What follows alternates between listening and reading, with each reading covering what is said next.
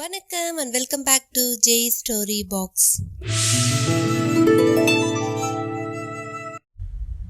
இன்னைக்கு நம்ம கேட்க போற கதை வலம்புரி சங்கோடைய 3வது பாகத்தை தான் நம்ம கேட்க போறோம்.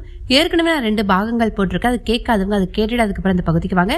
அப்போதான் அந்த கதை உங்களுக்கு புரியும். மேலும் என்னுடைய சேனலை நீங்க இதுவரை சப்ஸ்கிரைப் பண்ணலன்னா சப்ஸ்கிரைப் பண்ணிடுங்க.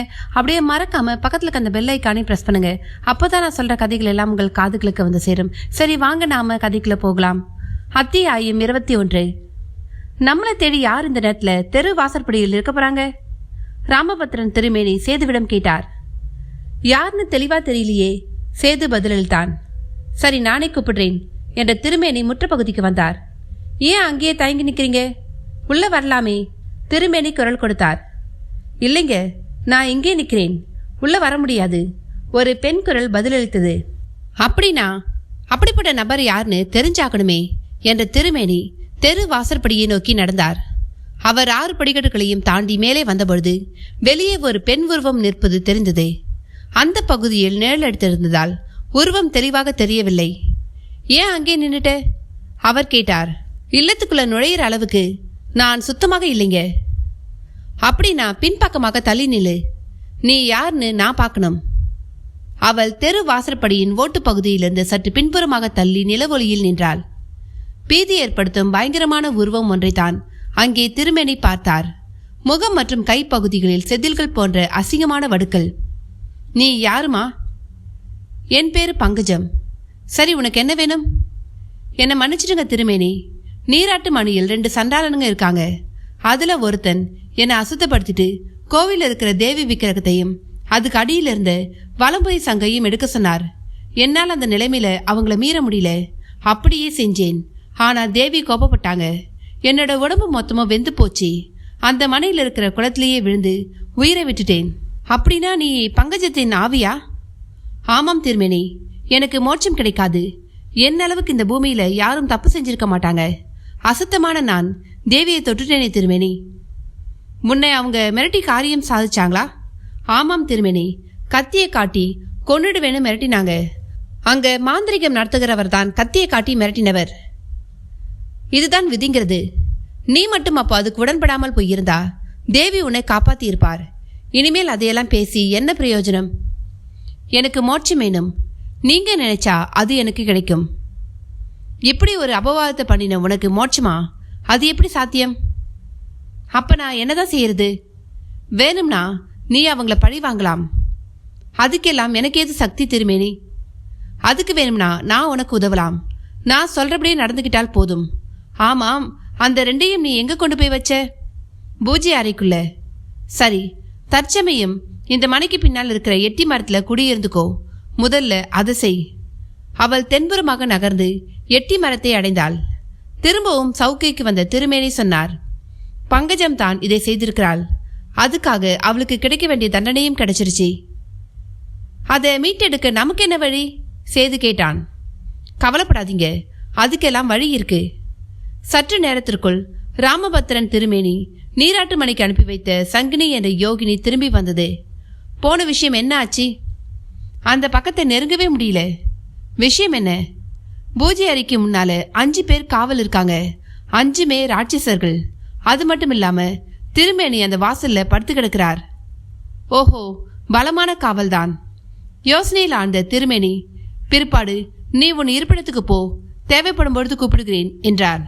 சங்கினி போன பிறகு ராமபத்ரன் திருமேனி தனது பூநூலை வருடியவாறு யோசனையில் ஆழ்ந்தார்.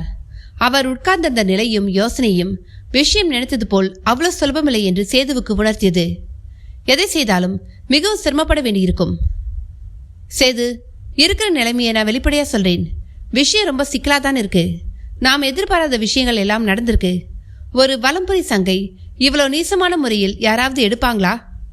சரி, தற்காலிகமா ஒரு வேலை செஞ்சு பார்க்கலாம் என்ற திருமேனி இல்லத்துக்குள் போனார். சற்று நேரத்தில் மிகவும் பழமையான ஓலைச்சுவடி ஒன்றுடன் திரும்பி வந்தார். நிலவிளக்கின் வெளிச்சத்தில் அவர் ஒவ்வொரு ஓலையாக புரட்டினார். ஏறத்தாழ பாதி பகுதிக்கு வந்தவர் சட்டென்று புரட்டுவதை நிறுத்தினார். அதிலிருந்த சமஸ்கிருத எழுத்துக்களின் மீது கண்களை ஓட்டினார். ஒவ்வொரு வரியின் ஊடாகவும் அவரது பார்வை நகர்ந்த பொழுது விசாலமான அவரது நெற்றி தளத்தில் சுழிவுகள் தோன்றியும் மறைந்து கொண்டும் இருந்தன. குறிப்பிட்ட அந்த விஷயத்தை படித்து முடித்ததும் சுவடியை மடக்கி வைத்தார். ஒரு வழி கிடைச்சிருக்கு, ஆனா அது ரொம்பவும் கஷ்டமானது. இருந்தாலும் சொல்லுங்க, சேது சொன்னான்.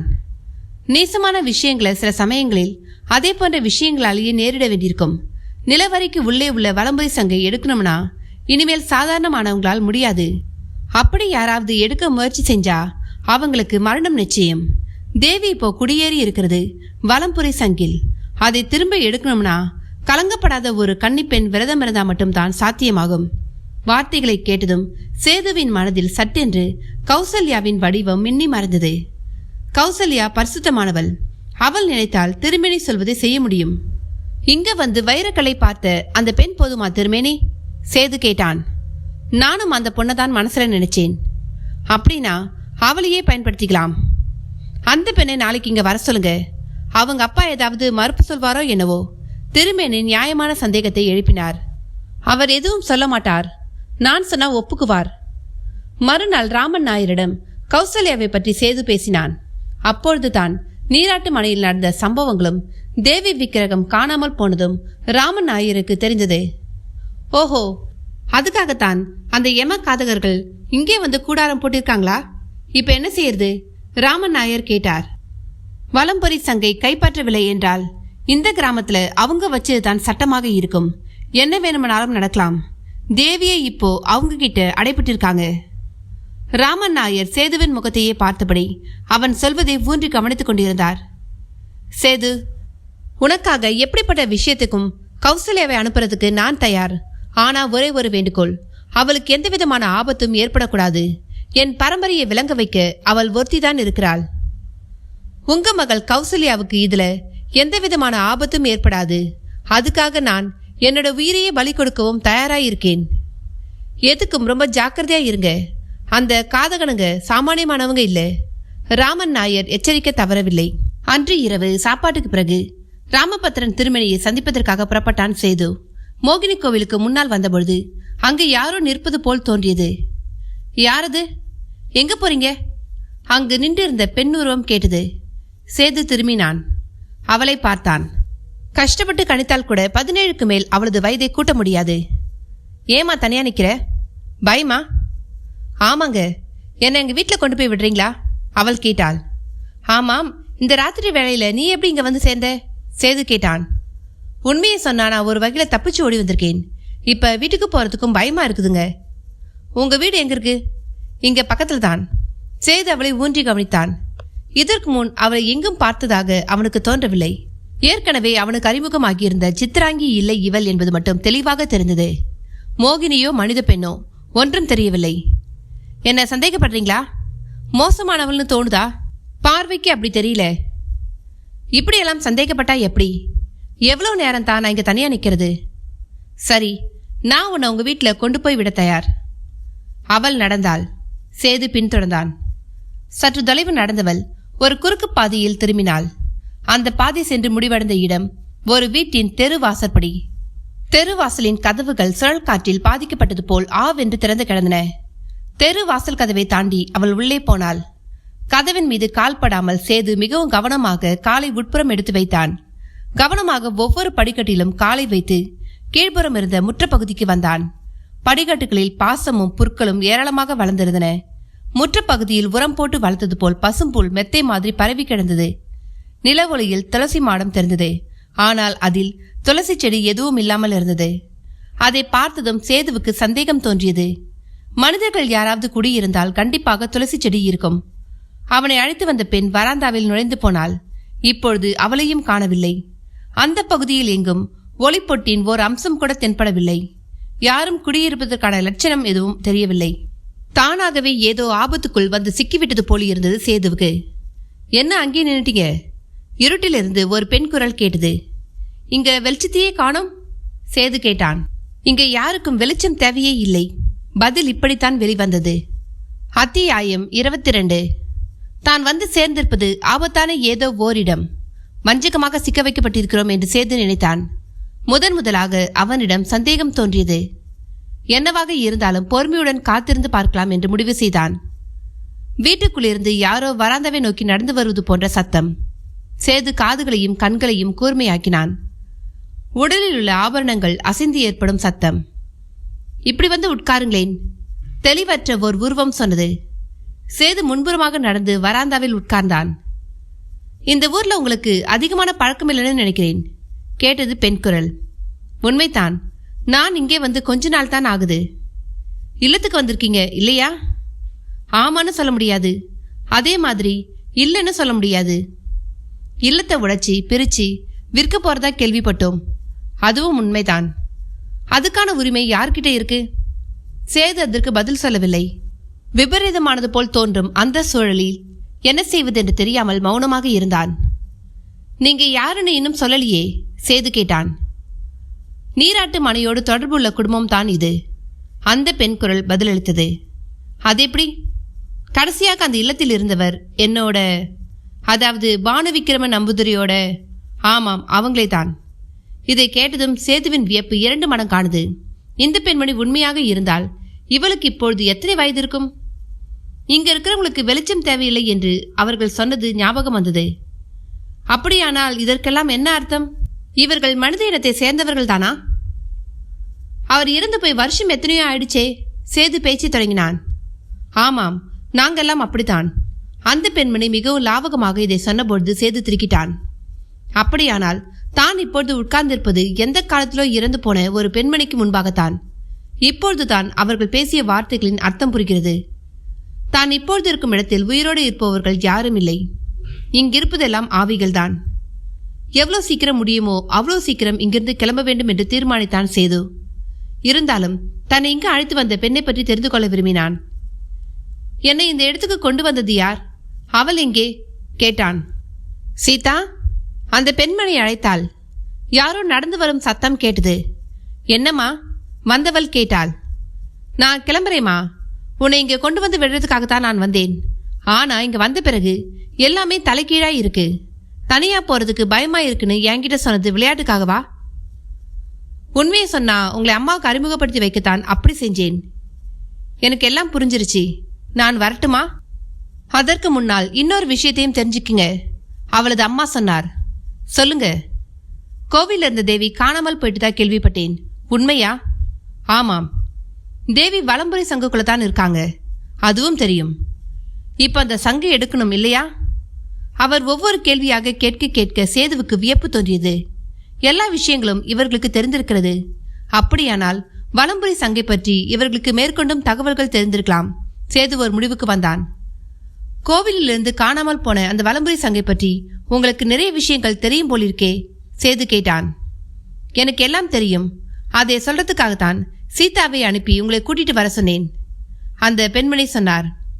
அப்படின்னா? சேது கேட்டான். அவனது பயமெல்லாம் அந்த ஆர்வத்தில் கரைந்து போய்விட்டிருந்தது. இதுவரை அவன் மனதில் இருந்த கணிப்புகள் எல்லாம் மாறின. அந்த இளம் பெண் முதலாக அவனை அங்கு அழைத்து கொண்டு வந்தபொழுது மனதில் சன்னமாக பயம் ஏற்படாமல் இல்லை. இருந்தாலும் அந்த கிராமத்திற்கு வந்த பிறகு இதுவரை கேள்விப்படாத பலவற்றை கேட்டும் காணாதவற்றை கண்டும் அனுபவங்கள் சேர்ந்த பிறகு அவனை அறியாமலேயே புதியதொரு உணர்வு பிறப்படுத்தது. இன்று வரை ஏற்படாத தைரியம். அந்த தைரியம் அவனுள் ஏற்படாவிட்டால் இப்படிப்பட்ட சூழ்நிலையில் உட்கார்ந்திருப்பதே அசாத்தியமான காரியம். எங்களோட குடும்ப சொத்தான கோவிலில் இருக்கும் வலம்புரி சங்கின் பின்னணியில் ஒரு பெரிய கதையே உள்ளது. அந்த பெண்மணி நிழலான பகுதியில் நின்றவாறு பேச்சை தொடர்ந்தாள். அப்போ இல்லத்தோட காரணவர் பரசுராமன் என்கிறவர். அவரை பார்த்தாலே பயமாயிருக்குமாம். அப்படிப்பட்ட உயரம், அதற்கேற்ற வாட்டசட்டமான உடம்பு, ஆஜான பாகு, கைகளை தொங்கவிட்டால் முழங்கால்களை தொடுமாம். ஊருக்குள் யாரும் அவருக்கு முன்னால் நிமிர்ந்து நிற்க மாட்டாங்களாம். அவ்வளோ பயம். அவள் பேச்சை சற்று நிறுத்தினாள். அப்பொழுது சீதா அவளுக்கு பின்னால் வந்து நின்றாள். அவளும் அப்பொழுது தான் முதல் தடவையாக இதை கேள்விப்படுகிறாள் என்று தோன்றியது. அந்த நாள் இந்த கிராமத்துக்கு ஒரு சித்தர் வந்தார். 4 வழி சந்திப்பில் இருக்கிற ஆலமரத்தின் அடியில தான் முதல்ல அவரை பார்த்தாங்க. பார்த்தாலே மரியாதை ஏற்படுற மாதிரியான திவ்யமான தோற்றம். அவிழ்த்து விட்டால் தரையை தொடக்கூடிய நீண்ட தலைமுடியை முடிந்து முன்பக்கமாக போட்டிருந்தார். தொப்புளுக்கு கீழே இறங்கிய தாடியும் கழுத்தில் ருத்ராட்ச மாலையும் நெற்றியில் சந்தன பொட்டும் வைத்திருக்கும் யோகீஸ்வரர். இப்படி ஒருத்தர் வந்திருக்கிறார்னு தெரிஞ்சதும் காரணவர் உடனே தன்னோட ஒரே மகனான பவத்ராதனை அனுப்பி அவரை வீட்டுக்கு அழைச்சிட்டு வர சொன்னார். வீட்டுக்குள் நுழைந்த இருவரும் உடனேயே திரும்பி வந்தாங்க. நான் இருட்டில் இருக்கிறதால உங்களுக்கு ஏதாவது சிரமமா இருக்கா? அப்படியெல்லாம் ஒண்ணுமில்ல. இருந்தாலும் உங்களை நேர்ல பார்க்கணும் போல இருக்கு சேது சொன்னான். அப்படின்னா விளக்கை ஏற்றலாம். பூஜை அறைக்குள்ள விளக்கு இருக்கு. சாதாரணமா விளக்கு ஏத்துறதுலன்னு சொன்னீங்களே, எண்ணெய் இருக்குமா? இருக்கு.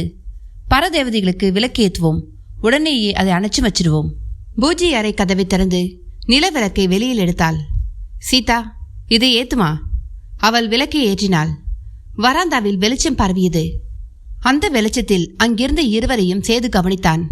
பேசிக்கொண்டிருந்த பெண்மணிக்கு 50 வயதுக்கு மேல் இருக்காது, 45 என்றும் சொல்லலாம். பழைய கால உடையில் இருந்தார். கருப்பு கரை போட்ட முண்டும் ஜரிகை வைத்த மேல் முண்டும், இதை தாவணி போல் மேற்புறம் சொருகியிருப்பார்கள், அணிந்திருந்தார். ரவிக்கை போடவில்லை. தலைமுடி பின்புறம் படர்ந்து இருந்தது. இடுப்பை தாண்டிய நீண்ட தலைமுடி. மேன்மையும் குடிப்பிறப்பின் பெருமையை உணர்த்தும் முகம். கண்களுக்கு அபாரமான பளபளப்பு. நகை என்று எதுவும் அந்த உடம்பில் இல்லை என்றாலும் அது அவர்களுக்கு ஒரு தேவையாகவே இருக்கவில்லை. சீதை என்ற பெயருள்ளவளும் அழகிதான். இளமையின் எல்லாவித துடிப்புகளும் அவளிடம் இருந்தன. ஆனால் அவர்கள் எப்படிப்பட்டவர்கள் என்பதை பற்றி யோசித்த பொழுது உள்ளுக்குள் ஒரு சலனம் தோன்றியது. எங்களை பார்த்தா சேதுவுக்கு என்ன தோணுது? வயதானவள் கேட்டாள். குறிப்பிட்டு சொல்ற மாதிரி எனக்கு ஒன்றும் தோணல. இங்க வந்த பிறகு நான் வேறொரு உலகத்துல இருக்கேன். இதுக்கு முன்னால நான் இதையெல்லாம் நம்பினவன் கிடையாது. இப்பதான் நம்பவே முடியாத இது மாதிரியான விஷயங்கள் எல்லாம் எத்தனையோ இருக்குதுன்னு தோணுது. ஆமாம், நமக்கு தெரியாத எவ்வளோ விஷயங்கள் உலகத்துல இருக்கு. சரி, அதெல்லாம் கிடக்கட்டும். நான் தொடங்கின கதையை முடிக்கிறேன். அவர் வலம்புரி சங்கின் தொடக்க காலத்துக்கு கடந்தார். நான் பவத்ராதனை பத்தி பேசிட்டு இருக்கும்போது தான் நிறுத்தினேன் இல்லையா? ஆமாம், அந்த பவத்ராதன் தான் என்னுடைய தாத்தா. அன்று என்னோட தாத்தாவுக்கு 8 வயசு. ஆனா சின்ன வயசுலேயே அவர் பெரிய பண்டிதனாய் இருந்தார். யோகீஸ்வரரை உபசரித்து 4 நாள் தங்க வைத்தார். 4வது நாள் பவத்ராதன் தாத்தாவை காணோம். நிஜமாவா? சேது தன்னையே மீறி கேட்டுவிட்டான். அவள் சொன்ன கதையில் லைத்திருந்ததால் சேதுவுக்கு நேரம் போனதே தெரியவில்லை. ஆமாம், எங்க பவத்ராதன் தாத்தா காணாமல் போய்விட்டார். உடனேயே தேட ஆரம்பிச்சிட்டாங்க. அந்த யோகீஸ்வரன் என்ன ஆனார்? சேது கேட்டான். அவரையும் தான் காணல. அதோட அவர் மேல சந்தேகமும் தோணுச்சு. அந்த நாட்கள்ல பலதரப்பட்ட காரிய சாத்திக்காக மனித பலி சர்வசாதாரணம். ஏதோ புதையல் மாதிரி எதையாவது எடுக்கிறதுக்காக அந்த யோகீஸ்வரன் தாத்தாவை கூட்டிட்டு போயிருப்பாரான்னு கூட எல்லோரும் நினைச்சோம். அவள் சொன்ன கதையை ஆர்வத்துடன் கேட்டுக்கொண்டிருந்தான் சேது. இனிமேல் தான் வலம்புரி சங்கின் உற்பத்தியை குறித்து சொல்ல போகிறார். இல்லத்தில் எல்லோரும் ரொம்பவே மனசு வருத்தப்பட்டோம். அப்போ இந்த செருவத்தூர் கிராமமே நீராட்டு மனையை சேர்ந்ததுதான். அதனால கிராமவாசிகள் எல்லோரும் தாத்தாவை தேடி போனாங்க. ஆனா எந்த விதமான பிரயோஜனமும் இல்லை. காணாமல் போன 4வது நாள் தாத்தா தானாகவே திரும்பி வந்தார். அப்புறம் ஆர்வம் தாங்க மாட்டாதவனாக சேது கேட்டான். ஏறத்தாழ நடுராத்திரி தாண்டின பிறகு எங்கிருந்தோ திடுமென்று வெளிப்பட்டார் பவத்ராதன் தாத்தா. அவர் கையில் ஒரு பொட்டலம் இருந்தது. அதை அவரோட அப்பா கிட்ட கொடுத்தார். அவர் அதை பிரிச்சு பார்த்தார். அது ஒரு வலம்புரி சங்கு. தாத்தாவோட அப்பா அதை பற்றி கேட்டிருக்கிறார். அப்பத்தான் அந்த யோகீஸ்வரன் மறைஞ்சு போன தகவல் வெளியே தெரிஞ்சது. எரிந்து உள்வாங்கிய திரியை தனது விரலால் தொட்டு நீட்டிவிட்டு பிரகாசமாக எரிய செய்தாள். சீதா அப்பொழுதும் அங்கேயே நின்று கொண்டிருந்தாள். அந்த யோகீஸ்வரன் இந்த கிராமத்துக்கு வந்ததே இந்த சங்குக்காகத்தான். ஆனால் அது அவ்வளவு சுலபத்துல கிடைக்கக்கூடிய விஷயமா இல்ல. சகலகலா வல்லவனான ஒரு நம்புதிரை குழந்தையால மட்டுமே அதை எடுக்க முடியும். அதையும் அவர் தெரிஞ்சு வைத்திருந்தார். அந்த சங்கு எங்குதான் இருந்தது? சேது கேட்டான். அதைத்தான் நான் சொல்ல வரேன். இந்த கிராமத்தோட கிழக்கு பகுதியில் எங்கேயோ பூமிக்கு அடியில் ஒரு நரசிங்கசாமி கோவில் இருக்கு. அந்த கோவில் இருக்கிற நரசிம்மத்தோட கையில தான் வலம்புரி சங்கு இருந்தது. ஒரு நம்புதிரை பையனால தான் அதை எடுக்க முடியும்னு தெரிஞ்சதால அந்த யோகீஸ்வரன் தாத்தாவை அந்த கோவிலுக்கு கொண்டு போனார். தாத்தாவும் சங்கை கையில் எடுத்துட்டார். பூமிக்கு மேலே இருந்தபடியே அந்த யோகீஸ்வரன் தாத்தா கிட்ட சங்கை தந்துடுன்னு சொல்லியிருக்கார். என்னையே மேலே ஏத்தி விட்டாதான் சங்கை தருவேன்னு தாத்தா சொல்லியிருக்கார். ஆனா அதற்கு அந்த யோகீஸ்வரன் சம்மதிக்கல. ஐயோ, அப்புறம்? சேது கேட்டான். அத்தியாயம் 23. அந்த யோகீஸ்வரன் பாதாள குகையின் வாசலை மந்திர சக்தியால் மூடிவிட்டு போய்விட்டார். தாத்தா குகைக்குள்ள தனியா மாட்டிக்கிட்டார். இது அலாவுதீன் அற்புத விளக்கு எடுக்க போனது மாதிரி இருக்கே? சேது கேட்டான். இருக்கலாம், நீங்க சொன்னதை நான் இதுவரைக்கும் கேள்விப்பட்டதே இல்லை என்றவள் தொடர்ந்தாள். தாத்தா சின்ன வயசுலயே பண்டிதராய் இருந்தார்னு சொன்னேனே, அவர் அந்த சங்கை பரிசோதனை பண்ணினார். அதில் தேவநாகரி மொழியில் என்னென்னவெல்லாமோ எழுதப்பட்டு இருந்தது. உற்று பார்த்தார். அந்த எழுத்துக்கள் இருட்டிலும் பளபளப்பாக தெரிந்தன. அப்பொழுது அவர் அகப்பட்டிருந்த நிலையிலிருந்து தப்பிக்க மந்திரம் தென்பட்டது. அதை வாசிச்சார். உடனே மேற்புறம் ஒரு சத்தம் கேட்டது. ஏதோ உருண்டு விலகுகிற மாதிரி. தலையை உயர்த்தி பார்த்தா நிலா வெளிச்சம். அதற்கு பிறகு கொஞ்சம் கூட தாமதிக்காமல் வலம்புரி சங்கோட தாத்தா அங்கிருந்து வெளியேறினார். சற்று நேரம் பேச்சை நிறுத்திய அவள் விளக்கின் திரையை தூண்டிவிட்டாள். அப்படித்தான் அவர் இல்லத்துக்கு வந்து சேர்ந்தார். வலம்புரி சங்கை தாத்தா அவரோட அப்பா கிட்ட கொடுத்தார். அதை பார்த்த கொள்ளு தாத்தாவுக்கு ரொம்ப ஆச்சரியமாக இருந்ததாம். பூமியில ஒருபொழுதும் மனுஷனுக்கு கிடைக்க முடியாத அற்புதமான ஒரு பொருள் அது. வேறு யாரும் அதை பற்றி பேசக்கூடாது என்பதால் அதை ஒரு வெள்ளிப்பெட்டிக்குள் வைத்து பூஜை அறையிலேயே பத்திரப்படுத்தினார். ஓ, இதுதான் அந்த வலம்புரி சங்கோட கதையா? சேது வியப்பு மாறாதவனாக கேட்டான். இதுவரை தான் கேள்விப்பட்டிராத விஷயங்களை கேட்டும் அந்த வலம்புரி சங்குக்குள் இவ்வளோ ரகசியங்கள் ஒளிந்திருக்கும் என்று அவன் கற்பனை கூட செய்ததில்லை. அப்படியானால் வேறு யாருக்கும் இதெல்லாம் தெரிந்திருக்க வாய்ப்பே இல்லை என்ற முடிவுக்கு வந்தான் சேது. ராமபத்ரன் திருமணிக்கு கூட இதெல்லாம் தெரியாது. இன்னொரு விஷயம், அவள் பேசினாள். சொல்லுங்க. அந்த சங்க கையில வச்சிருக்கிறவர் உலகத்துல பெரும்புலியா விளங்குவார். அதனால் செய்ய முடியாத விஷயங்களே கிடையாது. எப்படிப்பட்டதுக்கும் அதுல பரிகாரங்கள் இருக்கு. எனக்கு ஒரு சந்தேகம், சேது கேட்டான். என்ன சந்தேகம்? அந்த சங்க கோவிலிருந்து எடுத்துட்டு வந்ததே அசுத்தமான ஒரு பொம்பளை தான். அப்படின்னா அதுக்கான தண்டனையை அவள் அனுபவிச்சிருக்கணுமே. அவள் நெருப்புல வெந்து செத்துட்டா. அப்போ அந்த சங்கம் அசுத்தமா இருக்கும் இல்லையா? சேது கேட்டான். அதனால் சங்குக்கு எந்த விதமான பாதிப்பும் ஏற்படாது. ஒரு விஷயத்தை யோசிச்சு பாருங்க. இறந்து போன உடம்பே அக்னியில தான் எரியுது. அதனால அக்னி அசுத்தமாயிடுதா என்ன? அவர் திருப்பி கேட்டார். இல்லை, அது மாதிரி தான் இதுவும். அதோட மோதினா அசுத்தமான எந்த பொருளும் அழிஞ்சு போகும். ஆனா சங்குக்கு எதுவும் ஆகாது, அவர் சொன்னார். நீங்க சொன்ன தகவல்களுக்கு ரொம்ப நன்றி. நான் புறப்படட்டுமா? சேது எழுந்தான். ஒரு முக்கியமான விஷயம். நீராட்டு மனையில் இப்ப இருக்கிற சங்கை ரொம்பவும் ஜாக்கிரதையா கையாளணும். அதை பத்தின ரகசியம் அவங்களுக்கு தெரிஞ்சிட்டா அதை வச்சே உங்ககிட்ட மோதுவாங்க. அவள் முன்னறிவிப்பு செய்தாள். அதுக்கு நான் இப்ப என்ன செய்யறது? சேது கேட்டான். இதுக்கெல்லாம் மந்திர தந்திரங்கள் அவசியம். அதே மாதிரி அங்க இருக்கிற யாராவது நமக்கு உதவினாலும் நல்லது.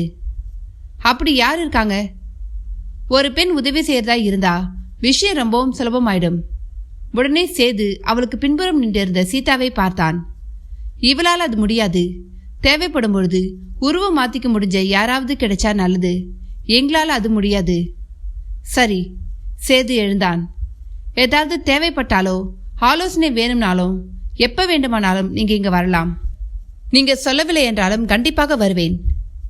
சீதா, கூட போய் வழிகாட்டிட்டு வா, அவள் அந்த இளம் பெண்ணிடம் சொன்னாள். அவர்கள் இருவரும் நடந்தனர்.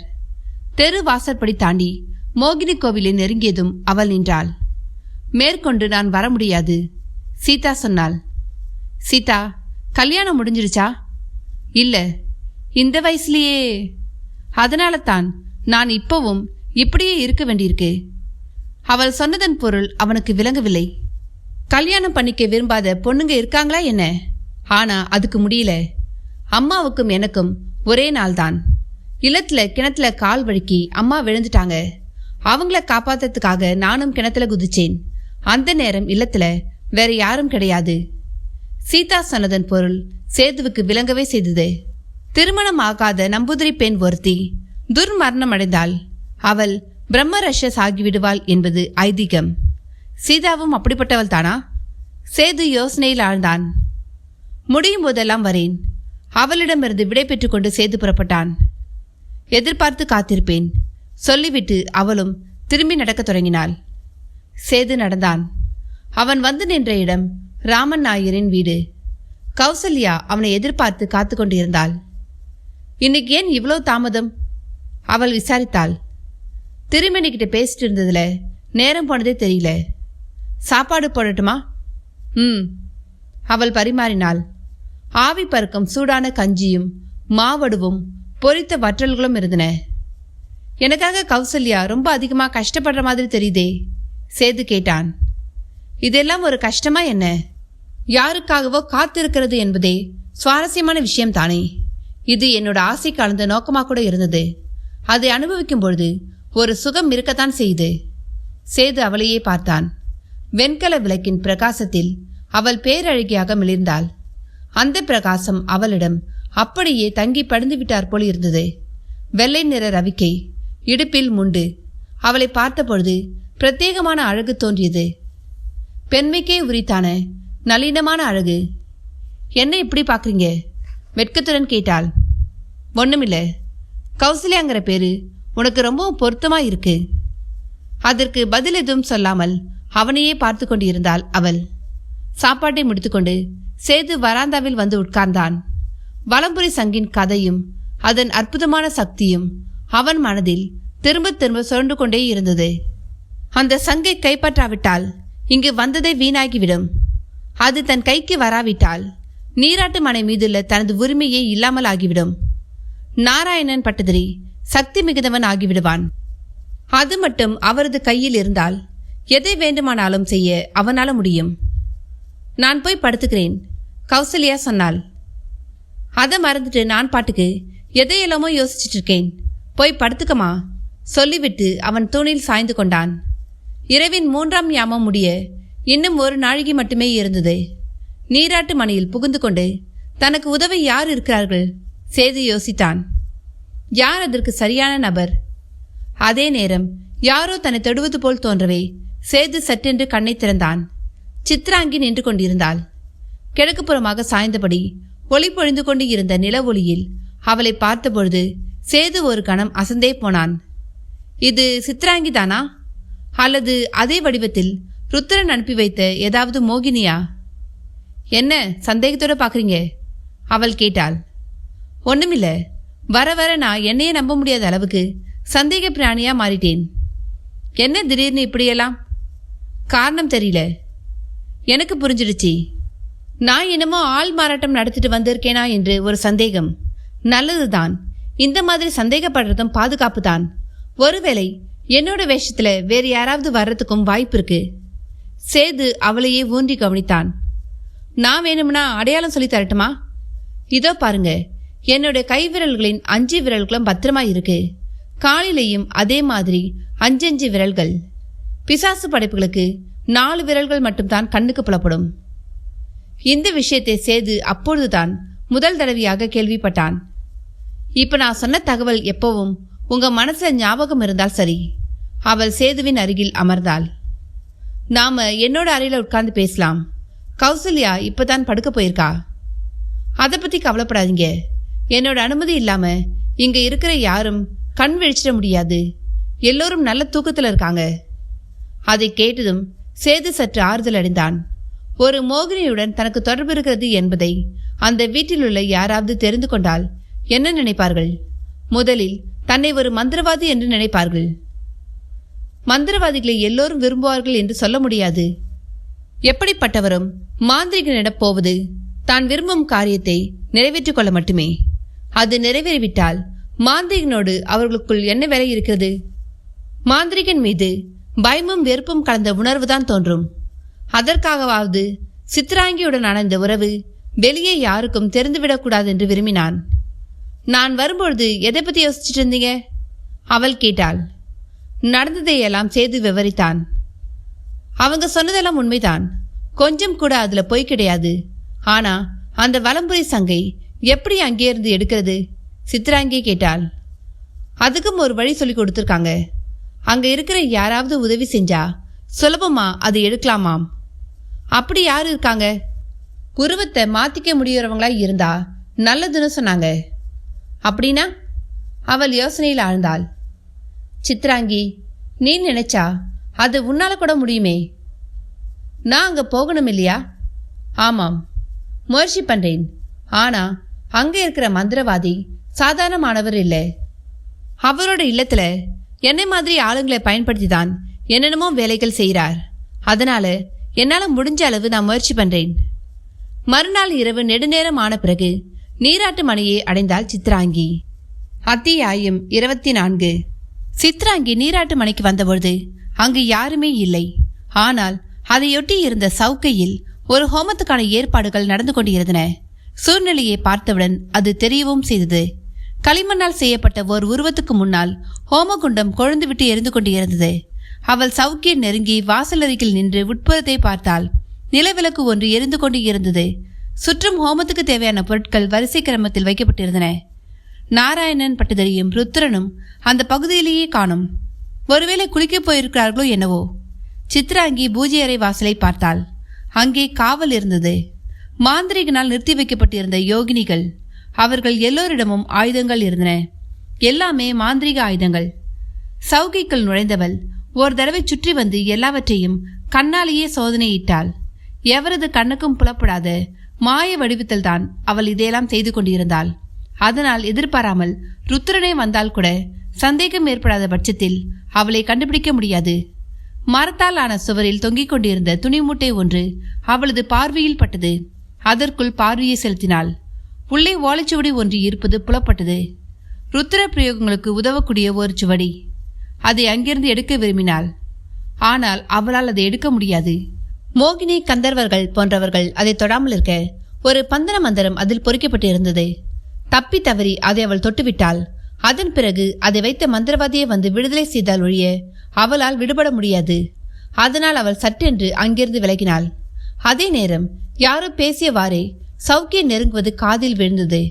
ருத்ரனும் நாராயணன் பட்டதரியும் தான் அவர்கள் என்பது அவளுக்கு சந்தேகமற விளங்கியது. உடனடியாக எதையாவது செய்யாவிட்டால் தனக்கு ஏதாவது ஆபத்து ஏற்படும் என்று தோன்றியது. ருத்ரனை பற்றி அவளுக்கு நன்றாகவே தெரியும். எனவே பள்ளியின் வடிவத்துக்கு மாறி சுவரில் ஒன்றியபடி நின்று கொண்டாள். அவள் இருந்த இடம் ஓலைச்சுவடி இருந்த துணி மூட்டைக்கு அருகில்தான். வந்தவர்கள் அவள் கணித்தபடியே அந்த இருவரும் தான். அறைக்குள் நுழைந்ததும் ருத்ரன் சுற்றுமுற்றும் பார்த்தார். ஏதோ ஒரு சந்தேகம் கிளம்பியது போல் அவரது நெற்றியில் சுருக்கங்கள். இதை கவனித்த சித்ராங்கி பார்வையிலிருந்து மறையும் அத்ருசிய மந்திரத்தை உச்சரித்தாள். இப்பொழுது பள்ளியின் உருவமும் அங்கிருந்து மறைந்தது. எனினும் ருத்ரனின் நெற்றியில் ஏற்பட்ட சுழிவுகள் மறையாமலேயே இருந்தன. அப்பொழுதும் அவர் சந்தேகத்துடன் இருப்பது புரிந்தது. கேட்டீங்களா பட்டதிரி? இங்கே என்னென்னமோ மாயஜாலம் நடக்குது. ஆமாம், உங்க எதிராளி எப்படி இருக்கான்? யார்? ராமபத்திர நம்பூதிரை பத்தியா கேட்குறீங்க? ஆமாம், அவரே தான். அவரும் சாதாரணமான ஆள் எல்லாம் கிடையாதே. இந்த ஊர்ல இருக்கிற பழைய குடும்பங்கள்ல அவரோடதும் ஒண்ணு. அங்க எத்தனையோ மாந்திரிகர்கள் உருவாகி இருக்காங்க. ஆரம்பத்திலிருந்தே இந்த இல்லமும் அவங்களும் எதிராளிகள்னு கேள்விப்பட்டிருக்கேன். அப்ப இங்கேயும் மந்திரவாதிங்க இருந்தாங்கன்னு சொல்றீங்களா? அதிகமான விவரங்கள் தெரியாது. நான் பிறந்தது இந்த இல்லத்தில் இல்லையே. அப்புறம் இங்கேருந்து ஒரு தடவை வெளியேறின அம்மா மறுபடி வந்ததே இல்லை. ஏதோ ஒரு மனஸ்தாபம், அவ்வளோதான். அப்ப நீங்க வளர்ந்தது கூட இங்க இல்லையா? இல்லை. ருத்ரன் மறுபடியும் ஒருமுறை அந்த பகுதியை சுற்றுமுற்று பார்த்துவிட்டு ஹோமகுண்டத்தின் முன்னால் அமர்ந்தார். ஹோமம் ஆரம்பமானது. நடுநடுவே பங்கஜத்தின் பெயரை அவர் உருவி விட்டுக் கொண்டிருந்தார். பங்கஜம் என்ற ஆவியை அந்த மண்பொம்மையில் ஆவாகனம் செய்து எடுப்பதுதான் அவரது நோக்கம் என்பது சித்ராங்கிக்கு புரிந்தது. ஹோமம் ஒரு வழியாக முடிந்தது. ருத்ரன் அந்த மண்பொம்மையுடன் எழுந்தார். இருவரும் அந்த அறையிலிருந்து வெளியேறினர். சித்ராங்கி பழையபடி தன் சொந்த உருவத்துக்கு திரும்பினாள். அவள் சவுக்கையிலிருந்து வெளியே வந்தாள். அப்பொழுதும் பூஜை அறை வாசலில் யோகினிகள் காவல் இருந்தனர். மூன்றாவது யாமம் முடியப் போகிறது என்பது புரிந்ததால் உடனடியாக அவள் நீராட்டு மனையிலிருந்து புறப்பட்டாள். மறுநாள் சேது ராமபத்திரன் திருமேனியை சந்தித்து விவரத்தை தெரிவித்தான். சீதாவை பார்த்ததும் அவளுடன் அவளது பழைய இல்லத்துக்கு போனதும் அவளது தாயாரை பார்த்து பேசியதும் உட்பட எல்லாவற்றையும் அவரிடம் விளக்கமாகவே சொன்னான். எல்லாமே ரொம்பவும் ஆச்சரியமா இருக்கு. இதிலிருந்து ஒரு விஷயம் நமக்கு தெளிவாகும். அந்த தரவாட்டில் இருந்தவர்களுக்கெல்லாம் உங்களை பிடித்திருக்கிறது. இதை வச்சு பார்த்தா வெற்றி நிச்சயம் நம்ம பக்கம்தான் தோணுது. இப்ப நமக்கு இருக்கிற ஒரே தடை அந்த வலம்புரி சங்குதான். இதுக்கும் அதுக்கும் என்ன தொடர்பு? திவ்யமான அந்த சங்கு யார்கிட்ட இருக்கோ அவங்க தான் வெற்றி பெறுவாங்க. அதை அவங்க திருடிட்டுல போயிருக்காங்க. எப்படி இருந்தா என்ன? இப்படிப்பட்ட அற்புதமான பொருட்கள் யார்கிட்ட இருக்கோ அது அவங்களுக்கு நல்லது தானே செய்யும். இங்க நடந்திருக்க விஷயம் தேவி அதுக்குள்ள குடியிருக்கிறதான். தேவிக்கு நம்ம மேல எந்த விதமான கோபமோ வெறுப்போ கிடையாது. ஆனால் துரதிருஷ்டவசமா தேவியும் அந்த சங்குக்குள்ள அகப்பட்டு இருக்காங்களே. அதுக்கு நாம என்ன பண்றது? சங்கை எடுத்துட்டு வர வேண்டியதுதான். வேற என்னத்தை பண்றது? சித்ராங்கி அதுக்கு பயன்படுத்தினா என்ன? அவளால் அதை கையால் எடுக்க முடியாது. அவள் தேவ வர்க்கத்தை சேர்ந்தவள் இல்லையே. வேற யார் எடுக்கிறது? சேது, அதுக்கு ஒரு ஆள் இருக்கு. அவங்க நினைச்சா அது நடக்கும் என்ற திருமேனி சற்று நேரம் யோசனைக்கு பிறகு பேசினார். ஆள் யாருன்னு தானே கேட்டீங்க? சொல்றேன். கொஞ்சம் கஷ்டமான விஷயம். அந்த ஆளுக்கே கூட ஆபத்து ஏற்படலாம். அதனால அந்த பேரை இதுவரைக்கும் நான் உங்ககிட்ட சொல்லாமல் இருந்தேன். நீங்க யாரை பத்தி பேசுறீங்கன்னு புரியல திருமேனி. அதுக்கு நான் இன்னும் ஆளே சொல்லலையே. என் மனசுக்கு தட்டுப்பட்டது அந்த குழந்தைதான். யார் அது திருமேனி? நம்ம கௌசல்யா. ஐயோ, அவளை எப்படி அந்த வில்லன்கிட்ட அனுப்புறது? ராமபத்ரன் நம்பூதிரி சற்று நேரம் எதுவும் பேசவில்லை. அவரது கண்களில் பல்வேறு வகையான உணர்வுகள் தோன்றுவது ஒரு கண்ணாடி மாதிரி தெளிவாக தெரிந்தது. அங்க யாராவது மனுஷங்க நமக்கு உதவுறதுக்கு இருந்தா நல்லா இருக்கும். சேது குழப்பத்தில் ஆழ்ந்தான். கடைசியில் கௌசல்யாவிடமே நேரடியாக கேட்டு விடுவது என்று தீர்மானித்தான். அவள் சம்மதித்தாள். அதன் பிறகு ராமன் நாயரிடம் கேட்டுவிடலாம். சரி, நான் முயற்சி பண்றேன், சேது சொன்னான். சேது, இதற்காக நீங்க வருத்தப்பட வேண்டாம். கௌசல்யாவுக்கு எந்த ஒரு ஆபத்தும் வராம நான் பாத்துக்கிறேன். இவ்வளவு தூரம் நீங்க சொல்லும் பொழுது நான் எதுக்கு பயப்படணும்? நீங்க சொல்ற வார்த்தைக்காகவே ராமன் நாயரும் சம்மதிச்சிடுவார். அதுக்கு முன்னால இன்னொரு வேலையை செய்யணும். குட்ட நாயர் இருக்காரே, அவர்தான் எங்களோட முக்கியமான கையாள். ராமபத்ரன் திருமேனி என்ன சொல்ல வருகிறார் என்பதை அறிவதற்காக சேது அவரையே ஊன்றி கவனித்தான். ஏதோ ஒரு பெரிய திட்டம் போட்டிருக்காங்கன்னு தோணுது. அந்த வீட்டுக்கு பங்கஜத்தை வேலைக்காரியா கொண்டு வந்ததும் குட்ட நாயர் தான். அப்புறம் அவளுக்கு என்ன ஆச்சு? கடைசியில் அவளோட ஆத்மாவுக்கு மோட்சம் கூட கிடைக்கல. இதை புரிந்து கொண்டுதானா கௌசல்யாவை அந்த வீட்டுக்கு அனுப்ப இவர் விரும்புகிறார்? சேது மறுபடி குழப்பத்துக்குள்ளானான். என்ன செய்யலாம்? சேது, ரொம்பவும் வருத்தப்படுற மாதிரி தெரியுது. திருமேனி ஆறுதல் அளிப்பவராக பேச தொடங்கினார். உண்மைதான் திருமேனி, இது என்னமோ ஆபத்தான விளையாட்டுன்னு தோணுது. அப்ப நீங்க என்ன நம்பலையா? நான் தான் இவ்வளோ தூரம் சொல்றேனே. இப்பவும் சொல்றேன், கௌசல்யாவுக்கு எந்த விதமான ஆபத்தும் ஏற்படாதுன்றதுக்கு நான் உத்தரவாதம். திருமேனி தைரியத்தை ஊட்டு விதமாக சொன்னார். முயற்சி பண்றேன். அப்படின்னா குட்டநாயர் மூலமா இதை நிறைவேற்றணும். பணத்துக்காக அந்த ஆள் எதையும் செய்யக்கூடியவன். நீங்க முதல்ல அந்த ஆள் இங்க கூட்டிட்டு வாங்க, மற்றதையெல்லாம் நான் பார்த்துக்கிறேன்.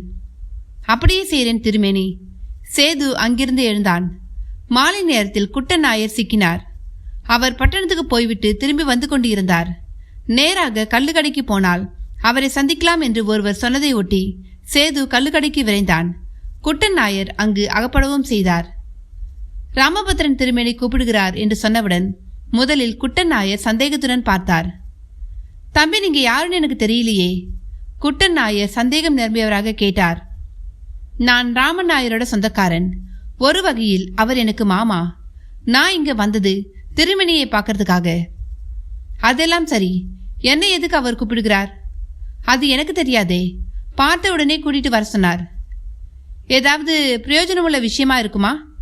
இருக்கும்னு நினைக்கிறேன். இதை கேட்டதும் குட்டநாயர் எழுந்தார். சேதுவுடன் புறப்பட்டார். இல்லத்தை அடைந்தவர் தெரு வாசற்படிக்கு வெளியிலேயே நின்றார். திருமணி உள்ளே வருமாறு சொன்ன பிறகு கால் எடுத்து வைத்தார். உட்காருங்க குட்டநாயரே. திருமேனி வரவேற்றார். தோளில் இருந்த துண்டை எடுத்து இளந்தெண்ணியில் வீசி தட்டிவிட்டு உட்கார்ந்தார். நீராட்டு மனையில் யாரோ புதுசா குடி வந்திருக்கதா கேள்விப்பட்டேனே, நிஜமா? திருமேனி பேச்சு தொடங்கினார். குடி வந்தவங்க இல்ல, அவங்க தான் வீட்டுக்கு உரிமையாளர். வீட்டை இடிச்சு விற்க போறதா கேள்விப்பட்டேன். ஆமாம், உண்மைதான். குட்டநாயரே, உங்களுக்கு ஏதாவது பிரயோஜனம் இருக்குமா? என்னத்தை கொடுக்க போறாங்க? அங்க வந்ததுலேருந்து கூடமாட ஒத்தாசையே இருக்கேன். ஒன்றும் பிரயோஜனம் இருக்கிறதா தெரியல. ஆமா, அந்த வீட்டுக்கு வேலைக்காரங்க தேவைப்படுவாங்களே. ஒரு பொண்ணு வேலைக்கு கொண்டு போய் விட்டேன். அதுவும் என் சொந்தக்கார பொண்ணுதான். அவளை உங்க சின்ன எஜமான் அவரோட சொந்த ஊருக்கு அனுப்பியிருக்கதா கேள்விப்பட்டோம். என்கிட்ட அதை பத்தி அவங்க எதுவும் சொல்லலையே. போனா போகட்டும், எல்லாம் ஒரு நல்ல விஷயத்துக்காகத்தானே. எனக்கு தெரிஞ்ச பொண்ணு ஒருத்தி இருக்கா. பாவம், ஏழை குடும்பத்து பொண்ணு. ஏதோ ஒரு வீட்டு வேலை வாங்கி கொடுத்தா அது பாட்டுக்கு இருந்துட்டு போகும். நீங்க நினைச்சா அது முடியும். உங்களோட சொந்தம் கூட சொல்லிக்கலாம். இதை நல்லபடியா முடிச்சிட்டா உங்களுக்கு 2 புது நோட்டு தரேன். 200 ரூபாயா? கண்டிப்பா செஞ்சிறேன். குட்டநாயர் ஏற்றுக்கொண்டார். முதல்ல அவங்க வீட்டில் கேட்டு சம்மதம் வாங்குங்க. இன்னைக்கு ராத்திரியை விசாரிச்சுட்டு வந்து சொல்றேன்.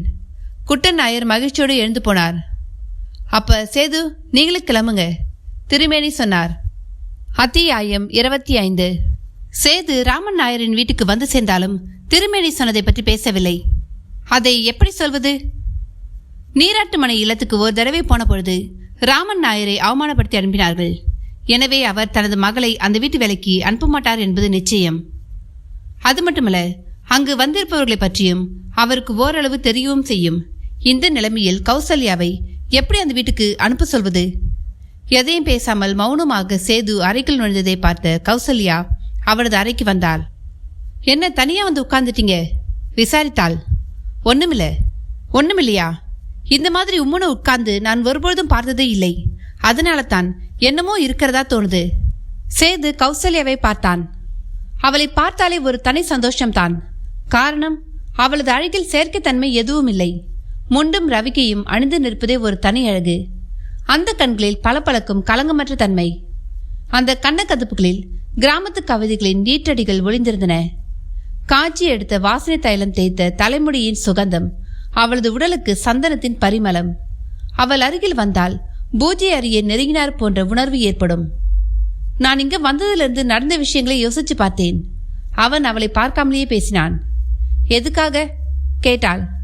நான் வந்ததே ஒரு முக்கியமான விஷயத்துக்காக. ஆனா அதெல்லாம் நடக்காதுன்னு தோணுது. விஷயம் என்னன்னு சொல்லுங்க. யார்கிட்டயாவது சொன்னா தானே கொஞ்சமாவது மனசாரும். அவள் கட்டிலில் அமர்ந்தாள். கோவிலிருந்து வலம்புரி சங்கை நீராட்டு மனைக்கு எடுத்துட்டு போயிட்டாங்க. அதையும் திருடிட்டு போயிருக்காங்க. நான் இங்க வந்ததே அதுக்காகத்தான். அந்த சங்கு அதிசயமான சக்திகள் கொண்டது. உண்மைதான், நானும் அந்த சங்கை பற்றி நிறைய கேள்விப்பட்டிருக்கிறேன். கௌசல்யா சொன்னாள். எப்படி கேள்விப்பட்டிருக்க? பாட்டி சொல்லித்தான். அப்படி என்ன சொன்னாங்க? அதுல மந்திரங்கள் அடங்கியிருக்காம். அதை வெறுமனே காதுகிட்ட வச்சாலே ஓம்னு திவ்யமான சத்தம் எழுப்புமாம். அதை கேட்டால் அவள் வார்த்தைகளை முழுமையாக்காமலே அதை நேரில் ரசிப்பது போல் அமைதியாக இருந்தாள்.